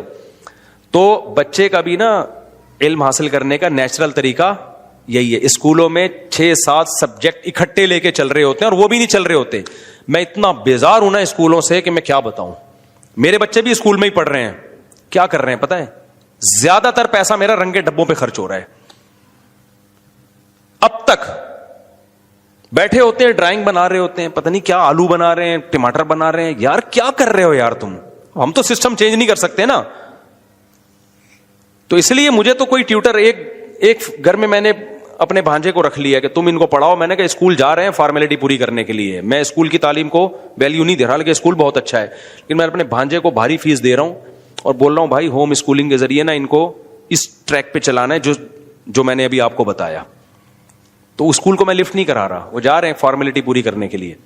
تو اسکولوں میں کبھی بھی پڑھائی نہیں ہوتی. خوب سمجھ لو کتنا اچھا اسکول ہو, کیونکہ 20-30 بچوں کو ایٹ اے ٹائم پڑھانا پاسبل ہے ہی نہیں, اور اتنی ساری کتابیں اس کے تھوپڑے پہ لادنا بہت سلولی چلے گا وہ. اور جو بچے پڑھ گئے ہیں وہ اپنی ایفرٹ اپنی محنت سے پڑھے ہیں, اسکول کی محنت. اور آپ کہہ سکتے ہو فلاں اسکول کا تو رزلٹ ہمیشہ بہت اچھا آتا ہے, او بھائی ایڈمیشن ہی اچھے بچے کی کرتے ہیں. وہ سارے ٹاپ کے بچوں کو اپنے اسکول میں لا کے ان کی محنت نہیں ہوتی, پھر وہ ٹاپ کر لیتے ہیں تو نام فلاں اسکول کا بلند ہوتا ہے. آپ رکھو ایڈمیشن بالکل اوپن, جو بھی آ جائے, جیسے مدرسوں میں ہوتا ہے سب بچے آ رہے ہوتے ہیں, پھر آپ یہ ٹاپ کا رزلٹ لا کے دکھاؤ تو پتہ چلے گا. تو وہ دوسروں کی محنت کو کیش کرا رہے ہوتے ہیں. تو اسکولوں میں نہیں ہوتا میرے بھائی, پڑھائی کا یہ. میں نے جب پڑھا نا دین کا علم, تو میں جب مدرسے میں گیا تو اکیلا تھا, وحدہ لا شریک لہ میرے استاذ مجھے کہا کرتے تھے. اور میرے استاذ حضرت مولانا محبوب الرحمان صاحب, اللہ ان کی عمر برکت دے, پنڈی میں ہوتے ہیں, تو انہوں نے مجھے صرف پڑھائی. میں اکیلا صرف کے ایسی بہترین سمجھ میں آئی, گردانیں یاد کی, قال قال قالوا قالت قالتا قلنا قلت قلت ما قلتم قلت قلت ما قلتن قلت قلنا. یہ ایک ہے, ابھی ایسی سینکڑوں ہیں. ٹھیک ہے نا, یہ ہمارا والی سب سے مشکل ہے. تو قیل قیل قیلو قیلت قیلتا قلنا قلت قلت ما قلتم قلت قلت ما قلتن قلت قلنا. يقول يقولان يقولون تقول تقولان يقولون تقول تقولان تقولون تقولين تقولان تقولنا قولوا نقول قل قولا قولوا قولي قولا قلنا قولن قولان قولن قولن قولان قلنان قولن قولن قولن قولن قولن. یہ سارے صیغے ایسے رٹے, پھر ان کی ہم نے ترکیبیں پڑھی کہ یہ قالا اصل میں قوالا تھا, واو متحرک ما قبل مفتوح ہے تو اس لیے واو کو الف سے تبدیل کر دیا. یہ گرامر کے قاعدے لگتے ہیں اس کے اوپر, فلاں جگہ یہ فلاں بھی تو متحرک ہے, اس کا ماقبل مفتوح ہے, وہ کیوں الف سے نہیں تبدیل ہو رہا, اس کی اعتراضی مثال ہے, اس کی اتفاقی مثال ہے. ایسا ہمارے استاذ نے 1 سال ہمیں نچوڑا ہے اور اس کی پریکٹس کروائی ہے کہ اب تک, یعنی کتنے سال ہو گئے, 27 سال ہو گئے, 27 سال ہو گئے, وہ سارے قاعدے تقریباً یاد ہیں ابھی بھی. اور جب میں نے صرف پڑھی ہے میں پڑھانے کے قابل ہو گیا تھا. یعنی عربی گرامر میں صرف ایک حصہ جب پڑھا نا تو پڑھانے کے قابل ہو گیا. پھر ہم نے اب نحو پڑھی تو نحو بھی پڑھتے رہتے تھے, چھوٹی موٹی 2-4 کتابیں فارمیلٹی پوری کرنے کے لیے تھی. تو نحو میں اتنی پریکٹس. تو یہ جو اسٹائل ہے نا پڑھنے کا, اسکولوں میں یہ اسٹائل چلے گا تو سائنسدان پیدا ہوں گے. جو اسٹائل چل رہا ہے اس سے انسان کے بچے پیدا ہو جائیں تو بس اللہ کا شکر ادا کرو. انسان کے بچے بھی پیدا ہو گئے نا, کیونکہ ٹائم ویسٹنگ کروائی جا رہی ہے اسکولوں میں. کلر کے ڈبوں کو اٹھا کے پھینک دو, خدا کے لیے تنگ آ گئے ہم تو یار, اتنے پیسے خرچ ہو رہے ہیں ڈرائنگ میں, چھوڑ دو یار, ہم نے اس کو آرٹسٹ نہیں بنانا ہے. کہتے نہیں یہ جو طریقہ ہے نا یہ نیچرل وے ہے. کیلا خود بنائے گا تو اس کو سمجھ میں کیلا آئے گا. ہم نے کیلا سمجھانا ہی نہیں ہے اس کو, چھوڑ دو. ہم نے اس کو خربوزہ سمجھانا ہے, کیلا ہم نے اس کو سمجھانا ہی نہیں ہے. ہو گئے کچھ نہ کچھ فائدے ہوتے ہیں, میں یہ نہیں کہہ رہا, لیکن جتنی محنت لگ رہی ہے نا اتنا آؤٹ پٹ نہیں ہے اس کا. تو اس لیے ہوم اسکولنگ کی طرف آؤ. اب امریکہ میں بھی جو اچھے لوگ ہیں نا, جو چاہتے ہیں کچھ, ان کے بچے ہوتے نہیں, ایک آدھ اگر ہو گئے تو وہ چاہتے ہیں کہ کچھ بن جائے, تو وہ ہوم اسکولنگ کی طرف. اور نیٹ پہ بھی ویڈیوز پڑی ہوئی ہیں. ڈاکٹر ذیشان عثمانی ہیں, بڑے ماہر ہیں, وہ جو ڈین عبد القادر یونیورسٹی کے ڈین تھے, ان کی بات کر رہا ہوں, ڈاکٹر ذیشان. تو وہ ہوم اسکولنگ پہ بہت زبردست ورکشاپ کرواتے ہیں, ان سے وہ ورکشاپ سیکھ لیں. مفتی صاحب کیا یہ جائز ہے میرے لیے؟ میں نے 5 لاکھ کی زمین خریدی, 40,000 بیانہ دیا, اسٹیمپ پیپر پر لکھ دیا تھا کہ 1 ہفتے کے اندر دے دوں گا, اور 2 دن میں اس زمین کو میں نے 6 لاکھ میں بیچ دیا. 5 اس کو دی, 1 لاکھ خود لیا. ہاں جائز ہے. زمین قبضے کے بغیر بھی بیچ سکتے ہیں. منقولی اشیاء جو ہے نا, موویبل اشیاء, ان کو آگے بیچنا جائز نہیں ہے جب تک کہ ان پہ خود قبضہ نہ کر لیا جائے. لیکن زمین کوئی موویبل چیز نہیں ہے, منقولی چیز نہیں ہے, نقل نہیں ہو سکتی یہاں سے وہاں. تو اس میں ہبہ میں تو ضروری ہے, گفٹ جب کوئی دے تو قبضہ ضروری ہے, لیکن بیچنے کے لیے قبضہ ضروری نہیں ہے. خریدی اور آگے کسی کو پہنا دیا آپ نے, یعنی بیچ دیا آپ نے. البتہ اتنا ضرور ہے کہ وہ زمین کا وجود ہو, اس کی لوکیشن معلوم ہو, پتا ہو کہ کہاں ہے, خالی فائلیں نہیں ہو. بعض دفعہ ابھی ایک شروع ہو رہی ہے ایک پروجیکٹ, فائلیں بک رہی ہیں, 5,000 کی فائل لی, 10,000 کی پہنا دی. یہ جائز نہیں ہے, سمجھتے ہو؟ فائل کے پیچھے زمین ہونی چاہیے, پتا ہو یہ زمین ہے جی, آپ جا کے دیکھ سکو, ہاں بھائی اگر دیکھنا چاہو تو یہ زمین ہے, یہ نمبر ہے اس کا. تو بعض دفعہ فائلیں ہوتی ہیں پیچھے کچھ ہوتا ہی نہیں اس کے, وہ کہتے ہیں ابھی تو پیسے آئیں گے تو ہم پروجیکٹ شروع کریں گے, تو پھر جائز نہیں ہے. پھر فیس ویلیو پہ تو بیچ سکتے ہو کہ جتنے کی فائل لی اتنے کی پہنا دی, پروفٹ نہیں لے سکتے. ہاں فلیٹ بھی ایسے, فلیٹ آپ نے خریدا, قبضے سے پہلے آگے کسی کو پہنا دیا. لیکن خریدنے کا مطلب کیا ہے یہ سمجھو, آپ کے رسک میں آ گیا ہو. جیسے آپ نے فلیٹ خریدا, بیانہ دے دیا, اب آپ کا فلیٹ ہو گیا, اتفاق سے فلیٹ میں آگ لگ گئی, تو آپ کا نقصان سمجھا جائے. وہ اسٹیٹ ایجنٹ کہے بھائی آپ کا فلیٹ تھا, بیانہ تھا, یہ تو آپ ابھی بے شک کاغذ میں آپ کے نام نہیں ہوا ہے, لیکن یہ ہے کس کا؟ آپ کا ہے. ابھی گویا کہ آپ نے پیمنٹ بھی نہیں کی, لیکن آپ کا ہے, تو اب تباہ ہوا ہے, تو آپ کا نقصان. تو اتنا رسک آ چکا ہو تو آگے بیچ سکتے ہیں, کیونکہ بعض دفعہ رسک میں نہیں آتا. آپ نے خالی فائل لی, ابھی فلیٹ کو یہی سمجھا جا رہا ہے کہ یہ اسی کا ہے جس نے بیچا ہے آپ کو, تباہ ہو گیا تو اسی کا نقصان سمجھا جا رہا ہے, تو پھر نہیں. شریعت میں اصول یہ ہے کہ جس چیز کا آپ نقصان نہیں اٹھاتے نا, اس کا پروفٹ بھی نہیں اٹھا سکتے. سمجھتے ہو کہ نہیں سمجھتے؟ اب پلاٹ آپ نے خریدا, اس پوزیشن میں آ گیا وہ پلاٹ کہ اگر اس پہ قبضہ ہوا تو آپ کا نقصان سمجھا جائے گا. ڈاکو نے قبضہ کر لیا تو اب یہ سمجھا جائے گا بھئی آپ کا نقصان ہے. تو اس لیے جب فلیٹ خریدو نا, تو آگے بیچنے سے پہلے جو مالک ہے اس کو کہہ دیا کرو بھائی اب یہ میرا ہے, یہ اس کا اچھا برے کا ذمہ دار کون ہے؟ میں ہوں. تو اس پوزیشن میں آئے گا تو اب پھر آگے آپ اس کو بیچ سکتے ہو. اس پوزیشن میں اگر نہیں آیا تو پھر یہ خریدنا کہلاتا ہی نہیں ہے شریعت. سمجھتے ہو؟ یعنی ایسا خریدنا نہیں کہلاتا جس کی بیس پہ آگے بیچنا آپ کے لیے جائز ہو, کیونکہ حدیث میں آتا ہے جس کا مفہوم ہے کہ جس چیز کا تم رسک نہیں اٹھا رہے نا, اس کا نفع بھی نہیں تم لے سکتے. کیونکہ اسلام نے نا یہ فائلیں گھمانے اور یہ خالی جو پہنائی جا رہی ہے نا, رسک اٹھا نہیں رہے, بس ادھر سے ادھر پہنائے جا رہے ہو. وہ قبضہ ہو گیا تو آپ کہہ رہے ہو بھائی میرے تو تھی نہیں, تو کیوں نہیں تھی بھائی؟ جب آپ نے معاہدہ ہو گیا تو آپ کا پلاٹ ہے. اب اگر اس پہ ڈاکو نے قبضہ کر لیا تو آپ کا نقصان سمجھا جائے گا. ہاں کوئی بات نہیں. ہاں زیر تعمیر اگر فلیٹ ہے تو اس کا بھی رسک آپ اگر وہ آپ اس کا رسک نہیں اٹھا رہے تو پھر آپ اس کو آگے بیچ نہیں سکتے. لیکن ایسا ہوتا نہیں ہے. جو زیر تعمیر فلیٹ ہوتے ہیں آپ پیسے دے چکے ہوتے ہیں, اس میں بھی اگر زلزلے سے وہ فلیٹ تباہ ہو گیا, ڈاکوؤں نے قبضہ کر لیا, تو آپ ہی کا نقصان سمجھا جاتا ہے. وہ بلڈر کہہ دے گا بھائی آپ کا فلیٹ تھا, میں نے تو, ہاں اس کی غلطی نہ ہو نا, اس کی غلطی ہے تو پھر تو وہ ضامن ہوگا. وہ کہہ رہے میری غلطی نہیں, زلزلہ آ گیا تو بھائی آپ کے پیسے ڈوب گئے. تو اگر اس پوزیشن میں ہے وہ فلیٹ, زلزلہ آنے سے وہ اگر خراب ہو جائے تو آپ کا نقصان سمجھا جائے, تو پھر آپ اس کو آگے فروخت کر سکتے ہو. مفتی صاحب میرے چاچے کے انتقال ہوا ہے, ہماری چاچی عدت میں, تو ان سے ہمارا ابھی پردہ ہوگا. چاچی سے تو ویسے بھی پردہ ہے میرے بھائی, چاچی نامحرم میں داخل ہے تو عدت کے دوران تو اور زیادہ پردے کے حکام سخت ہو جاتے ہیں. تو چاچا کا انتقال ہو گیا تو عدت میں بھی اور عدت کے بعد بھی چاچی کے لیے جائز نہیں ہے کہ اپنے چچا کے, اپنے شوہر کے بھتیجوں کے سامنے بے پردہ ہو گیا. ہاں چاچی بوڑھی ہے, بہت عمر والی ہے, تو ایک الگ بات ہے. شریعت میں چچا کے انتقال کے بعد بیوہ چچی سے نکاح بھی جائز ہے. سمجھتے ہو؟ ماموں کے انتقال کے بعد اس کی بیوہ سے عدت کے بعد جائز ہے. تو اس کا مطلب یہ کہ یہ نامحرم رشتے ہیں. Thanks for watching.